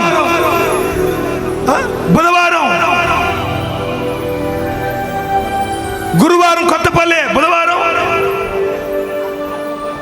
ఆత్మకూరు, శుక్రవారం నన్ను కొట్టుకోరు. బలిపీఠం దగ్గర దేవుడు చెప్పినాక నేను విని వచ్చినాను వాళ్ళ చేతులు ఎత్తరి. 2, 3, 4, 5, 6 మంది చప్పట్లు కొట్టి దేవునికి గాని మహిమ కలుగును గాని. సేవకులకైతే వాళ్ళకు కొలత ఇచ్చినట్టే, కరువు పనులు కొలత ఇస్తారు టేపు పట్టుకొని, వీటి వరకు వీటికి దొవిపోవాలి. ఎప్పుడన్నా పోవచ్చుగా అంతే. ఇంకా వచ్చినామా కూర్చున్నామా టేప్ పట్టుకొని కొలత పని. వీటి వరకు 3 మీటర్లు దోవాలా పోవాలా, 3 మీటర్లు కూర్చున్నాలా పోవాలా. లాస్ట్ వరకు ఉండరు. ఇంకా ఏ బాధ్యత ఉన్నది అసలు? నిర్లక్ష్యం, అలక్ష్యం. దేవుని గనక చదవండి అక్కడ. సిద్కియా ఏం చేశాడంటే, అతడైనను అతని సేవకులైనను దేశ ప్రజలైనను యెహోవా ప్రవక్త అయిన ఇర్మియా మాట సెలవిచ్చిన మాటలను లక్ష్య పెట్టలేదు. ఆయన మాటలు లక్ష్య పెట్టలేదు. లక్ష్య పెట్టనందుకు దేవుడు ఏం చేశాడు తెలుసునా? 39:7 వచనం. అంతటా అతడు సిద్కియా 6-7 బబులోను రాజు రిబ్లా పట్టణములో సిద్కియా కుమారులను అతని కన్నుల ఎదుట. చూడండి, దేవుని మాటలు గనక అలక్ష్యము చేస్తే సిద్కియా ఎదుట తన పిల్లలను వాళ్ళ కళ్ళ ఎదుటనే చంపించాడంట. దేవుని మాట అలక్ష్యం చేస్తే నీ పిల్లలు నీ ఎదురుగానే హతమైపోతారు. దేవుని మాట అలక్ష్యం చేస్తే, లక్ష్య పెట్టకపోతే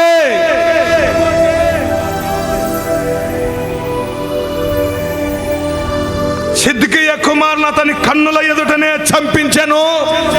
మరియు బబులోను రాజు యూదా ప్రధానులందరూ చంపించెను.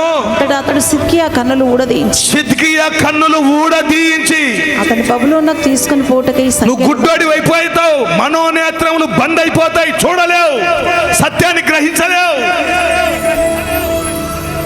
దేవుని వాక్యాన్ని గ్రహించలేవు. గద్దింపుని అందుకే అంటాడు సామెతలో, నా గద్దింపుని విని తిరుగుడి. ఇప్పుడు మనుషులు ఎలా అయిపోయినారంటే, ఏదైనా గద్దించినా కష్టమే. మమ్మల్ని గద్దించే, మమ్మల్ని వాక్యములు చెప్పా, వాక్యములు అనే ఇదొక రాగం, ఇదొక పాట నేర్చుకున్నారు. పాట ఈడ రోజు పాడే పాటలు రావు వాళ్ళకు. మమ్ములను చూడగానే పాస్టర్ అయ్యా గద్దించెను. మిమ్మల్ని గద్దిస్తే మాకు పెన్షన్ వస్తుందా? దేవుని మాటల మీద మీరు లక్ష్య పెట్టకపోతే పరిశుద్ధ ఆత్మ దేవుడే తన సేవకుని ద్వారా ఇర్మియా ద్వారా హెచ్చరిస్తే, దేవుని బిడ్డలారా వారు ఏం చేశారంట? లక్ష్యం ఉంచలేదు, అంటే గురి పెట్టలేదు, ఆయన ఉద్దేశాలు తెలుసుకోలేదు.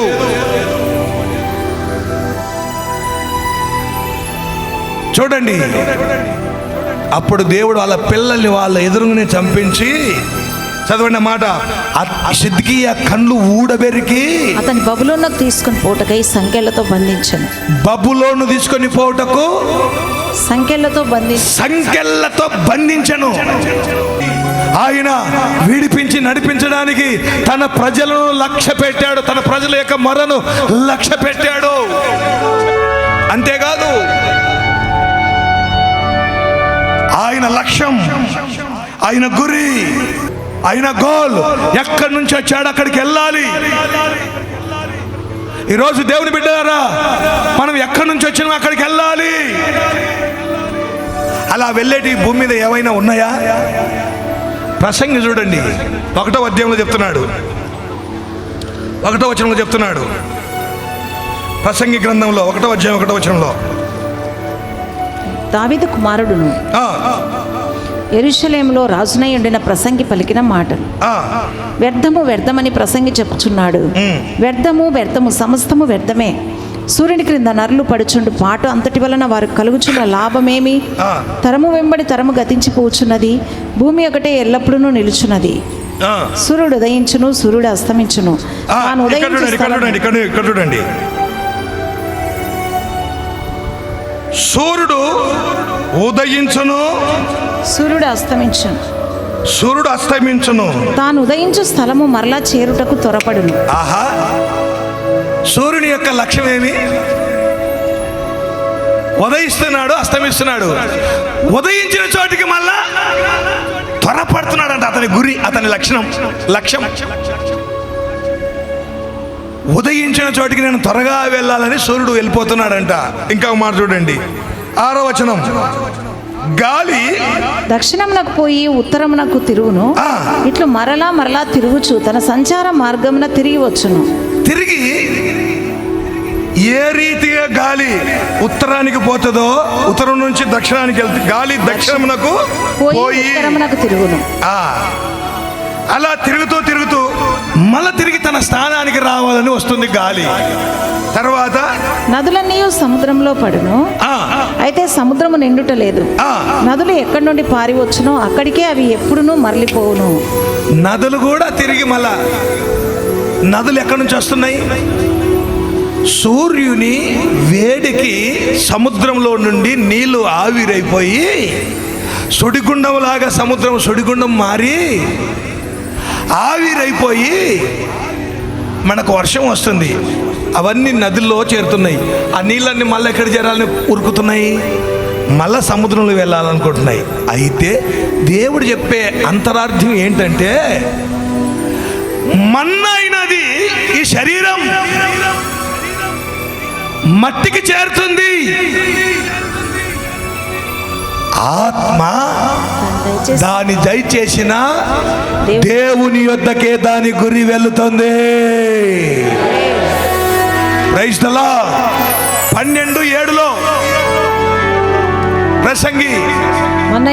ఎందుకు మన్నైనది వెనుకటి వర్లే?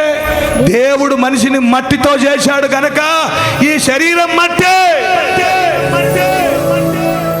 ఇది కూడా మట్టికి చేరుతుంది. యేసయ్య కూడా శిలువలో వేలాడి ప్రాణం పోయేటప్పుడు, తండ్రి నా ఆత్మను అప్పగించుకొనుచున్నాను. నేను కూడా చచ్చిపోయేటప్పుడు నా ఆత్మ నా 2-3 నిమిషాల్లో గుర్తు చేసుకొని, నన్ను తీసుకో ప్రభువా, నా ఆత్మను తీసుకొని ప్రభువా అనుకోవచ్చు. అట్ట కుదరదు. యేసయ్య భూమి మీద ఆయన పంపిన పని చేశాడు. ఆమేన్. ఆయన ఈ భూమి మీదకి వచ్చేటప్పుడే హెబ్రీ పత్రికలో, నాకు నీవు ఒక శరీరమును అమర్చితివి. హెబ్రీ పత్రికలో చూడండి, 10వ అధ్యాయం 5వ వచనం. కాబట్టి ఆయన ఈ లోకమందు ప్రవేశించినప్పుడు ఇలాగ చెప్పుచున్నాడు, బలియు అర్పణయు నీవు కోరలేదు గాని నాకు ఒక శరీరమును అమర్చితివి. నాకొక శరీరం అమర్చితే. చూడండి, దేవుడు మనకు ఒక శరీరాన్ని అమర్చి పంపాడు. అక్కడ యేసయ్య పరలోకం నుండి వచ్చేటప్పుడు, నాకొక శరీరాన్ని నువ్వు అమర్చావు. పూర్ణ హోమములను పాప పరిహారార్థ బలులను నీకు ఇష్టమైనవి కాదు. 5వ వచనం. కాబట్టి ఆయన ఈ లోకములోనికి ప్రవేశించినప్పుడు, ఈ లోకంలోనికి వచ్చేటప్పుడే, అయ్యా తండ్రి నాకొక శరీరాన్ని నువ్వు ఇచ్చావయ్యా, నేను గ్రంథపు చుట్టలో వ్రాయబడిన ప్రకారం దేవా నీ చిత్తము నెరవేర్చుటకు ఇదిగో నేను వచ్చి ఉన్నాను. అది నీ చిత్తము నెరవేర్చుటకు నేను వచ్చి ఉన్నాను. ప్రియ దేవుని బిడ్డలారా, పరలోకమందున్న దేవుని యొక్క లక్ష్యమే మన లక్ష్యమై ఉండాలి. ఆయన గోలే మన గోలై ఉండాలి.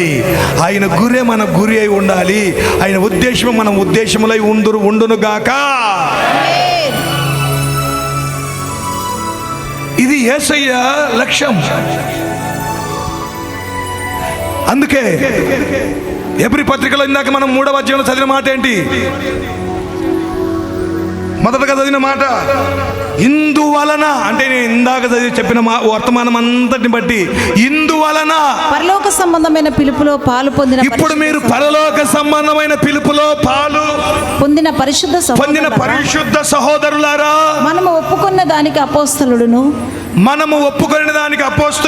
ప్రధాన యాజకుడునైన యేసు మీద లక్ష్యముంచుడి. ప్రధాన యాజకుడైన యేసు మీద లక్ష్యముంచుడి. మీ గురి ఉంచుడి, మీ ఉద్దేశాలు ఉంచండి. హల్లెలూయా. ఆయన మీద లక్ష్యం ఉంచండి. సరేనా? ఆయన ఉద్దేశం ఏమి? ఎఫెసీ 4:11 మనమందరము విశ్వాస విషయంలోను దేవుని కుమారుని గురించిన జ్ఞాన విషయంలోను ఏకత్వము పొంది సంపూర్ణ పురుషుల మగువరకు అనగా క్రీస్తునకు కలిగిన సంపూర్ణతకు సమానమైన సంపూర్ణత కలవార మగువరకు ఆయన ఇలాగ నియమించెను. ప్రేమ కలిగి సత్యం చెప్పుచు క్రీస్తు వలె ఉండుటకు మనం అన్ని విషయములలో ఎదుగుదాము. మనము తన కుమారుడైన క్రీస్తు యేసు సారూప్యములోనికి ఎదగాలి. Praise the Lord. చెప్పండి గట్టిగా. తన కుమారుడైన యేసుక్రీస్తు సారూప్యములోనికి ఎదుగుదుముగాక.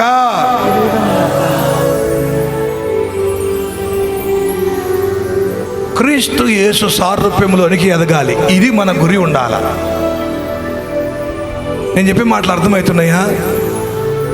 యేసుక్రీస్తు సారూప్యంలోనికి ఎదగకపోతే మనం ఆ దేవుని రాజ్యం వెళ్ళలేము. ఆయన సారూప్యంలోనికి ఎదగాలి. ఆయన పోలికలోనికి సంపూర్ణంగా మార్చబడాలి. ఆయన ఎలా ఉన్నాడో అలా ఆయన ప్రవర్తన, ఆయన మాటలు, ఆయన చూపులు, ఆయన తలంపులు, ఆయన సారూప్యంలోనికి మనం ఎదగాలి. ఇది మన గురి ఉండాలా. అందుకనే పౌలు గారు ఏమంటారంటే గురి గురించి ఫిలిప్పు 3:13 సహోదరులారా, నేను ఇదివరకే పట్టుకుని ఉన్నానని తలంచుకొనును. అయితే ఒకటి చేయుచున్నాను, వెనక ఉన్నవి మరచి ముందున్న వాటి కొరకై వేగిరపడుచు. వెనక ఉన్నవి మరచి ముందున్న వాటి. మనకు ఒక గురి ఉండాలంటే ఏం చేయాలి తెలిసినా దేవుని బిడ్డలారా? పోయిన సంవత్సరం ఫెయిల్ అయిపోయినావు, ఇంక ఇంట్లో కూర్చొని నేను ఫెయిల్ అయినా అని ఏడ్చుకుంటూ కూర్చోకూడదు. పోయిన నెలలో, పోయిన వారంలో, పోయిన సంవత్సరంలో బలహీనతలో పడిపోయావు. ఇక నేను బలహీనతలు పడిపోయినా దేవుడు నన్ను క్షమిస్తాడో లేదో అని అనుకోవద్దు. ఇక పోయిన సంవత్సరం అప్పులు అయిపోయినాయి, నష్టం వచ్చింది. ఇక ఒకరికొకరు కొట్టుకొని నీ వల్లనే కొట్టుకొని అప్పులు అయినాయని కొట్టుకోవాల్సిన అవసరం లేదు. ఇక నీ నుంచే పిల్లోడు ఇట్లా అయిపోయినాడని, నీ నుంచే అని ఇలా అనాల్సిన పని లేదు. గతమంతా విడిచిపెట్టాలి. చాలామంది సంవత్సరాల కొద్దీ పోయినేటి తవ్వుకుంటూ ఉంటారు. నువ్వు దేవునితో ఒక లక్ష్యం కలిగి, ఒక గురి కలిగి ఉన్నావంటే వెనక ఉన్నవన్నీ మర్చిపోవాలి. ఆమేన్, ఆమేన్. వెనక ఉన్నవన్నీ అపజయాలన్నీ మర్చిపోవాలా. పౌలు ఏమంటున్నాడంటే జైల్లో ఉండి రాస్తున్నాడు ఫిలిప్పీలకు. పౌలు సువార్త నిమిత్తమై జైల్లో ఉండి రాస్తున్నాడు. ఏమని రాస్తున్నాడు? ఇదిగో సహోదరులారా, నేను ఇది వరకే పట్టుకొని ఉన్నాను తలుచుకుని, అయితే ఒకటి చేయుచున్నాను, వెనక ఉన్నవన్నీ మర్చిపోయే ముందున్న వాటి కొరకై వేగిరపడుచు క్రీస్తు యేసునందు దేవుని ఉన్నతమైన పిలుపునకు కలుగు బహుమానం పొందవలనని గురి యొద్దకే పరిగెత్తుతున్నాను. హల్లెలూయా, హల్లెలూయా. చెప్పండి ఎక్కడికి? గురి యొద్దకే. అమ్మ నిడిచిపెట్టాల్సిందే. ఒకరోజు నాయన వదిలిపెట్టిపోతాడు, కట్టుకున్న భర్త కూడా చనిపోతాడు, కట్టుకున్న భార్య పోతుంది, కన్న బిడ్డలు పోతారు, ఎంతో హృదయాన్ని కదిలించే బాధలు ఇవన్నీ కూడా. మన జీవితంలో ఒక లక్ష్యం ఉండాలి. చదువుకున్న ఆస్తులు ఇడిచిపెట్టాల్సిందే, సంపాదించుకున్న ఆస్తులు ఇడిచిపెట్టాల్సిందే, చదువుకున్న జ్ఞానం కూడా ఇడిచిపెట్టాల్సిందే. దేవుని బిడ్డ, ఒకటే గురి, ఒకటే గమ్యం. సూర్యుడు కూడా త్వరపడుతున్నాడు త్వరగా ఉదయించడానికి. నదులు కూడా త్వరపడుతున్నాయి తిరిగి మళ్ళా నదిలో సముద్రంలో కలవడానికి. గాలి కూడా త్వరపడుతుంది తను ఏ దిక్కుకు వచ్చానో ఆ దిక్కునకు. ఆత్మ కూడా, మట్టి కూడా త్వరపడుతుంది శరీరం తిరిగి మట్టిలో కలవడానికి. ఆత్మ దాన్ని దయచేసిన దేవుని యొద్దకు వెళ్ళడానికి.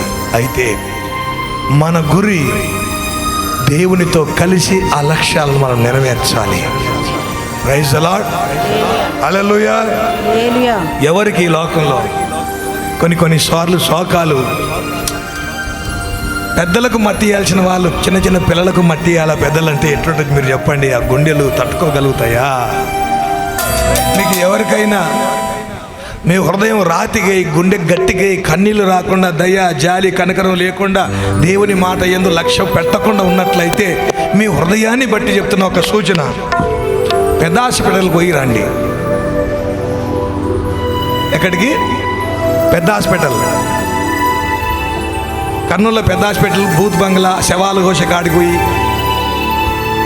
కాళ్ళిరిన కాడికి, కాల్చుకున్న వాళ్ళ దగ్గరికి వెళ్ళండి, చూసి రండి. ఇక చాలు. ఆయన ఈ జీవితం తండ్రి ఇంకెప్పుడు రాకూడదు అనిపిస్తుంది. దేవుని బిడ్డారా, ఎందరో భక్తులు మా లక్ష్యమే దేవుడు, మా లక్ష్యమే పరలోక రాజ్యం, నా దేవుని లక్ష్యమే నా లక్ష్యం, నా దేవుని గురే నా గురి. మన దేవుని యొక్క లక్ష్యమే మన లక్ష్యమై ఉండాలి. పౌలు గారి గురి ఏ విధము చేతనైనా సరే నేను మృతుల్లో నుండి లేపబడాలి, నేను ఉన్నతమైన బహుమానం, కిరీటం, ఉన్నతమైన ఆ పిలుపున ఒక పరలోక సంబంధ సహోదరులారా పరిశుద్ధుల పిలుపు నాకు చక్కగా రాబడిన మాట అక్కడ. పరలోక సంబంధమైన పిలుపులో పాలు పొందిన పరిశుద్ధ సహోదరులారా, యేసు యందు లక్ష్యం ఉంచండి.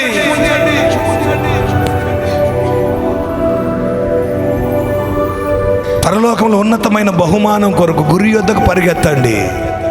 కక్షలు, భేదాలు, ఒకరి సహోదరికి ఒక సహోదరికి పడకపోవడం ఏంటి అసలు? దైవ జ్ఞానం పొందుకున్నారా? దేవుని గురి ఏంటి? ప్రియ దేవుని బిడ్డారా, అందుకే వెనుకొన్నవన్నీ మరచి ముందున కారుకు పరిగెత్తాలి. ఆయన క్రీస్తు స్వరూపంలో మనము ఏర్పరచబడాలా, ఎదగాలి, క్రీస్తు సారూప్యము కలగాలి మనకు. అందుకని ఆది అపోస్తలులకు ఏమిచ్చాడు తెలుసునా? ఆ రూపంలో ఎదగాలని, మనకు ఒకే గురి, మనకు ఒకటే లక్ష్యం ఉండాలని ఏం చేశాడంటే 4 చెప్పాడు అక్కడ. అదొక మాట చెప్పి ముగిస్తా, అంటే 4 వివరించను, ఒక మాట చెప్పి ముగిస్తా. అపోస్తలుల కార్యం 2వ అధ్యాయం 42వ వచనం. మీరు అపోస్తలుల బోధ యందును, అది ఆయన అపోస్తలులు గాను, యాజకుడు గాను, ప్రధాన యాజకుడు గాను యేసు యందు మీరు లక్ష్యం ఉంచండి. అపోస్తలులు అంటే పంపబడిన వాడు. ఈరోజు మాకు ఒక గురి ఉండి మేము వచ్చాం. దేవుడు మమ్మల్ని పంపాడు. మేము ఏడో కొట్లాడి, ఆ సంఘంలో ఈ సంఘంలో కొట్లాడి రాలే. కొంతమంది ఈడ కొట్లాడిపోయి ఆడ బండలు వాతుకుంటారు, ఆడ కొట్లాడి ఇంకొక సంఘానికి వెళ్తారు. ఈడ దేవుడు లేడా అంటారు. పోయి జిల్లడ వాళ్ళు కూడా పాలే తాగుపోయి, బర్రె పాలు ఎందుకు తాగుతావు? దేవుని బిడ్డలారా, అపోస్తలుడు పంపబడిన వాడు. దేవుడు మమ్మల్ని పంపాడు. ఉద్యోగాన్ని వదిలిపెట్టి వచ్చాం.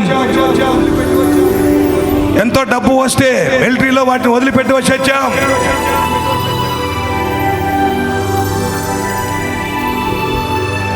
ఎన్నో ఆఫర్లు, ఎన్నో మినిస్ట్రీలు సేవ చేయాలని వస్తే అక్కడ వదిలిపెట్టాం.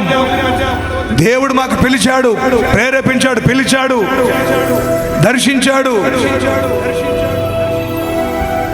ఇదిగో ఆయన మాకు ఒక గురి ఇచ్చాడు. గురి తప్పలేదు, గురి తప్పకూడదు. అపోస్తలుల బోధ 42 చూడండి. అపోస్తలులకు ఏం బోధ ఇచ్చాడో దేవుడు మాకు అది ఇచ్చాడు, మన సంఘానికి అది ఇచ్చాడు. కొంతమంది గురి లేకుండా తిరుగుతుంటారు. సాతాను మాటలు విని, గాడి సీమోను మాటలు విని పడిపోయినట్టుగా పడిపోయారు కొంతమంది గాడి సీమోను మాటలు విని లక్ష్య పెట్టారు, మనుషుల మాటలు లక్ష్య పెట్టారు, దయ్యాల మాటలు లక్ష్య పెట్టారు. అయితే దేవుడు చూడండి, ఆది అపోస్తలులకు ఏమి ఇచ్చాడు వాళ్ళకు, ఆయన మీద లక్ష్యం ఉంచడానికి. బోధయందు, సహవాసమందు, రొట్టె విరుచుటయందు, ప్రార్థన చేయుటయందు ఎడతెగక వారి గురి. చప్పట్లు కొట్టి గట్టిగా దేవునికి మహిమ.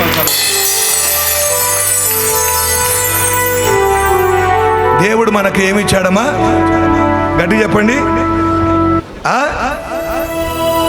గురి ఇచ్చాడు. దేవునికి స్తోత్రం, మహిమ కలుగును గాక. హల్లెలూయా. కానీ ఈ గురిలో నడవని వాళ్ళు ఎవరు తెలుసునా? 86:14 కీర్తన. ఈరోజు మనకందరికి కూడా గర్విష్ఠులు, బలత్కారులు గుంపు కూడి నా ప్రాణము వచ్చుచున్నారు. వారు నేను లక్ష్య పెట్టని వారై ఉన్నారు. అది దేవుణ్ణి లక్ష్య పెట్టని వాళ్ళు. అంటే బల్ల అంటే లక్ష్య పెట్టరు, ఆయన శరీరం అంటే లక్ష్య పెట్టరు, సహవాసం అంటే లక్ష్య పెట్టరు, ప్రార్థనలో లక్ష్య పెట్టరు. గర్విష్ఠులు, బలత్కారులు. ఇంకొక గుంపు చూడండి, హోషేయ గ్రంథం 4:10. హోషేయ గ్రంథం 4:10. వారు యెహోవాను లక్ష్య పెట్టుట మానిరి. కొంతమంది లక్ష్య పెట్టుకుంటూ వచ్చి తర్వాత మానవులు ఉన్నారు. అంటే గురి పెట్టింటారు, గురి తప్పింటారు. గురేమి పెట్టింటారు కానీ గురి తప్పింటారు. కొంతమంది లక్ష్య పెట్టుట మానుకున్న వాళ్ళు ఉన్నారు. ప్రియ దేవుని బిడ్డలారా, ఈరోజు ప్రత్యేకంగా సహోదరులారా, పరిశుద్ధమైన స్వాస్థ్యములో, పరలోక సంబంధమైన పిలుపులో పాలు పొందిన పరిశుద్ధ సహోదరులారా, మనము ఒప్పుకొన్న దానికి అపోస్తలుడు యేసయ్య మన అపోస్తలుడు. చూడండి, పంపబడిన వాడు. ఆయన గురి ఏమి? ఆయన గురి లోకానికి వచ్చాడు, తండ్రి పని చేశాడు, వెళ్ళాడు. ఆయన గురి జ్ఞానమందు ఎదిగాడు. ఆయన గురి వయసు ఎందరిగే ఊరికే వయసులో ఎదగడమే కాదు, జ్ఞానంలో కూడా ఎదగాలి, వాక్య జ్ఞానంలో ఎదగాలి, సహవాసంలో. చూడండి, పెద్దల దయ్యంతో ఎదిగాడు. అందుకే ఆయన మన పోలిక, ఆయన స్వరూపంలో మనం ఎదగాలి అంటే 4 ఇచ్చాడు మనకు. బోధ యందు, సహవాసమందు, రొట్టె విరుచుటయందు, ప్రార్థన యందు ఎదిగితే ఆయన స్వారూప్యం వస్తుంది. ఎడతెగక ఉన్నారంట వాళ్ళు, ఎడతెగక ఉన్నారంట. ప్రియ దేవుని బిడ్డలారా, మన గురి ఆయన గురి ఉండాలి. దేవునికి స్తోత్రం, మహిమ కలుగును గాక. హల్లెలూయా, హల్లెలూయా. ఒక తీర్మానం చేసుకుందాం, ప్రార్థన చేసుకుందాం. ఇదిగో మన్న అనేది వెనుకటి వల్లే ఆత్మ మరలా మట్టుకు చేరిన దాన్ని ఆత్మ దాన్ని దయచేసి దేవుని యొద్దకు వెళ్ళను.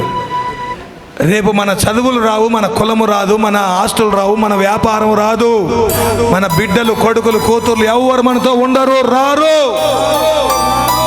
మన ఆత్మను మనం అప్పచెప్పుకోవాలి, దేవుని పని చేసి అప్పచెప్పుకోవాలి. నీ గురి ఏమి? ఇప్పుడు నీ గురి ఏమి? గురి తప్పించే తల్లిదండ్రి ఉన్నారు, గురి తప్పించే కులం ఉంది, గురి తప్పించే సాతానుడు ఉన్నాడు, గురి తప్పించే డబ్బు, గురి తప్పించే డబ్బు. ప్రియ దేవుని బిడ్డలారా, గురి తప్పించేటివి చాలా ఉంటాయి. గురి తప్పించేటివి చాలా ఉంటాయి. నక్కకు దొరకలే. కుందేలు ఇంకా ముందు ఎరుగుతుంటే ఆ నక్కకు కుందేలేమో పరిగెత్తుతుంది. ఆ నక్కకు వెంటనే దగ్గర ఉన్న ఆ నక్కకు ఉడత కనపడింది. ఆ కుందేలు నిడిచిపెట్టి ఉడత ఎంట పడింది. ఆ ఉడత దొరకలే. ఉడత పడుతుంటే ఉడత కనపడుతూనే ఉంది. పక్కన ఎలక కనపడింది. ఉడత నిడిచిపెట్టింది. ఎలకంట పడింది. ఆ ఎలక దగ్గరలో ఉన్న బండ సందుల్లోకి వెళ్ళిపోయింది, భూమి బొక్కల్లోకి, రంధ్రంలోకి. దీని ఆశ ఏమైపోయింది? దాని లక్ష్యం, దాని గోల్, దాని గురి ఏది లేకుండా పోయింది. కొంతమంది గురి అంతే. కొంతమంది గురి ఏది లేకుండా పోతావు. ఈ లోకంలో డబ్బు మీద పన్నావా, డబ్బు పోతుంది, ఎగిరిపోతుంది. అమ్మాయి ఎంట పన్నావా, జైల్లో పెడుతుంది, కూర్చోబెడుతుంది. అబ్బాయి ఎంట పన్నావా, తీసుకుపోయి ఆత్మహత్య చంపి పాడేస్తాడు. జాగ్రత్త బిడ్డ, ఏది దొరకదు. ఈ లోకంలో ఏ గోల్ ఉన్నావు, ఏ గురి కలిగి, ఏ లక్ష్యం కలిగి ఉన్నావు, ఒకదాన్ని విడిచి ఒకటి, ఒకదాన్ని విడిచి ఒకటి, లాస్ట్కు ఏది నీకు దొరకదు. ఏది నీకు దొరకకుండా అయిపోతుంది. నువ్వు ఒకటే గురి కలిగి ఉండాలా. యేసు వైపు చూడు, యేసు సారూప్యంలోనికి ఎదుగు.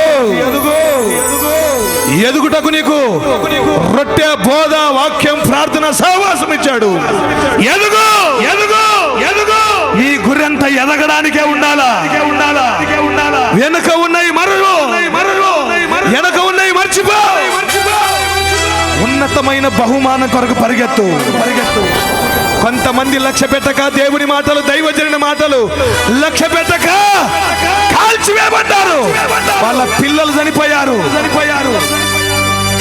వారి కళ్ళు ఊడబెరికారు. వాళ్ళ ఇండ్లు కాల్చివేయబడ్డాయి. దేవుని బిడ్డ, దేవుని మాటలు ఎందు లక్ష్యం ఉంచకపోతే శిక్ష. దేవుని మాటలు ఎందు లక్ష్యం ఉంచితే నీకు బహుమానం. ఉన్నతమైన బహుమానం. ఉన్నతమైన బహుమానం. ఆ పరలోకం నీదే, ఆ రాజ్యం నీదే.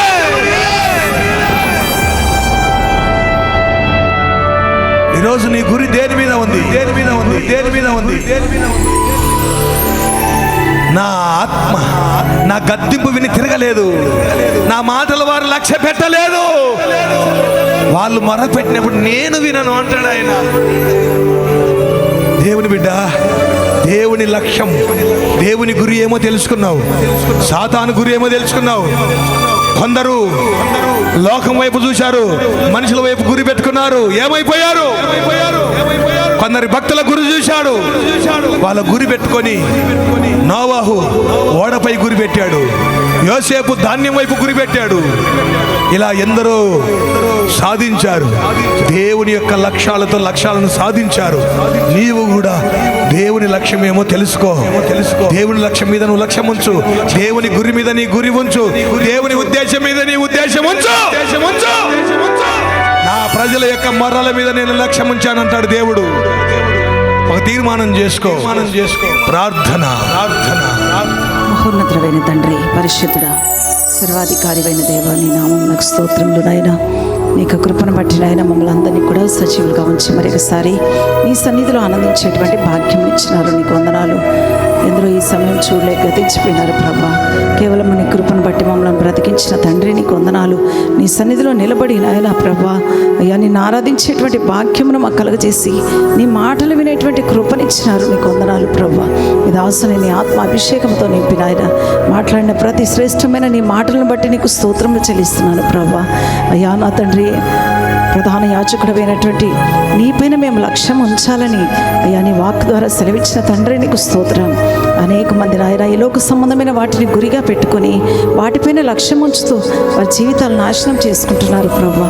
అయ్యా నా తండ్రి, గారడీలపైన అద్భుతాలపైన గురి పెట్టుకుని నాయన మనుషులపైన గురి పెట్టుకొని బ్రతుకుతూ ఉన్నారు.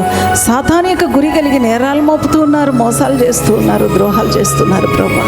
నిజంగా వీటన్నిటిని గురిగా పెట్టుకోకుండా, మనుషులను గురిగా పెట్టుకోకుండా నాయన మిమ్మల్ని గురిగా పెట్టుకుని జీవించే కృపణ దయచేయండి. మీరు వేటి ఎందు లక్ష్యం ఉంచుతున్నారో ప్రభా, వాటి ఎందు మేము లక్ష్యం ఉంచే కృపణ దయచేయండి అయ్యా. అయ్యా, పరిశుద్ధతలో పాలు పంపులు పొందిన మేము, రక్షింపబడిన మేమునైనా మీరు లక్ష్యం ఉంచే వాటిపైన లక్ష్యం ఉంచి నీ నిత్యరాజ్యాన్ని స్వతంత్రించుకునే కృపణ దయచేయండి. మీరు లక్ష్య పెట్టు దేశం ఒకటి ఉంది నాయన. అయ్యా, నిత్యరాజ్యం కోసం మేము ప్రయాసపడేటువంటి కృపణ దయచేయండి. ఆ పరలోక పట్టణమే గురిగా పెట్టుకుని మా జీవితంలో బ్రతికే కృపణ దయచేయమని ప్రార్థన చేస్తున్నాను. అయ్యా, నీ ప్రజల యొక్క కన్నీటిపైన లక్ష్యం ఉంచిన దేవుడవు నాయన, నీకు వందనాలు ప్రభువా. అయ్యా, నీ ప్రజల యందు లక్ష్యం ఉంచిన దేవుడవు నాయన, పరిశుద్ధతలో పాలు పంపులు పొందిన ప్రతి సహోదరి పైన లక్ష్యం ఉంచిన ఆయన, వారిపైన దయ ఉంచేటువంటి కృపను మాకందరికి కూడా అనుగ్రహించమని ప్రార్థన చేస్తున్నాను. మహోన్నతుడైన దేవానికి స్తోత్రాలు ప్రభువా. అయ్యా తండ్రి, పనుల మీద మీరు ఉన్నారు నాయన. తండ్రి పనులే గురిగా పెట్టుకున్నారు ప్రభువా. నీ పనుల మీద మేము చింత కలిగి అయ్యా వాటి యందు లక్ష్యం ఉంచే కృపణ దయచేయండి. నీ పనులను నిర్లక్ష్యము చేయకున్నట్లుగా సహాయం చేయండి అయ్యా. అయ్యా, తండ్రి యొక్క జ్ఞానమును సంపాదించవు నాయన, జ్ఞానమందు ఎదిగావు. మేము కూడా దైవ జ్ఞానమైన గురి కలిగిన ఆయన దైవ జ్ఞానమును సంపాదించుకుని నీ నామాన్ని మయంపరిచే కృపణ దయచేయండి తండ్రి. కనికరము చూపండి నాయన, నీ చిత్తము నెరవేర్చడానికి. అయ్యా, నా తండ్రి యొక్క చిత్తము నెరవేర్చడానికి ఈ లోకమునకు వచ్చిన దేవుడవు నాయన, మేము కూడా నీ దయా నీ చిత్తాన్ని ఎరిగి జీవించే కృపణ దయచేయండి ప్రభువా. మా ఇష్టము కాదు నాయన, నీ ఇష్టము నెరవేర్చే బిడ్డలుగా ఉండడానికి సహాయం చేయండి ప్రభువా. ఇశ్రాయేలీయులు నాయన అయ్యా నిన్ను లక్ష్య పెట్టలేదు, నిర్లక్ష్యం చేశారు నాయన, దారిలోనే హతమైపోయారు, అరణ్యంలో రాలిపోయినారు ప్రభువా. అట్టి స్థితి ఎవరికి కలగకున్నట్లుగా సహాయం చేయండి. స్థితికి అతని సేవకులు ప్రజలు నాయన నిర్లక్ష్యం చేశారు, ప్రవక్తల యొక్క మాటలు నిర్లక్ష్యం చేశారు నాయన. అయ్యా, జ్ఞాపకం చేసుకునండి నాయన, అట్టి నిర్లక్ష్య స్వభావం తీసివేయండి. వారి జీవితాలు నాశనం చేసుకున్నట్లుగా నీ ప్రజలు నాశనం అయిపోకున్నట్లుగా సహాయం చేయండి అయ్యా. నీ మాటలపైన లక్ష్యం ఉంచే కృపణ దయచేయండి అయ్యా. నీ సారూప్యంలోనికి ఎదిగే కృపణ దయచేయండి. వెనక ఉన్న వాటిని మరిచినైనా ముందున్న వాటి కొరకు వేగిరపడుతూ ఉన్నతమైనటువంటి బహుమానం కొరకునైనా పరిగెత్తే కృపణ దయచేయండి. ఆ పరలోక పట్టణమే మాకు గురిగా ఉండే కృపణ దయచేయమని ప్రార్థన చేస్తున్నానయ్యా. కనికరించండి తండ్రి. అనేక మంది బిడ్డలు నీ సారూప్యంలోనికి ఎదగలేకపోతున్నారు. అపోస్తలుల బోధ యందు సహవాసం అది నిలిచి ఉండలేకపోతున్నారు నాయన. ప్రార్థన చేయటం ఎడతెగక ఉండలేని పరిస్థితిలో ఉన్నారు. ప్రతిదినము బల్ల కుడికలకు రాలేనటువంటి పరిస్థితిలో ఉన్నారయ్యా. ఇదిగో నాయన, అపోస్తలుల బోధ యందు పెంచబడుతున్న మేము నాయన నీ సారూప్యంలోనికి ఎదగాలంటే నాయన అపోస్తలుల బోధను గురిగా పెట్టుకొని అయ్యా నీ రాజ్యం కోసం సిద్ధపడే కృపణ దయచేయమని నాయన, విత్తబడిన ప్రతి మాట కూడా నాయన ప్రతి ఒక్కరి హృదయంలో ఫలింప చేసి నీ నామాన్ని మహింపరచుకోమని యేసు నామములో అడుగుచున్నాను తండ్రి. ఆమేన్.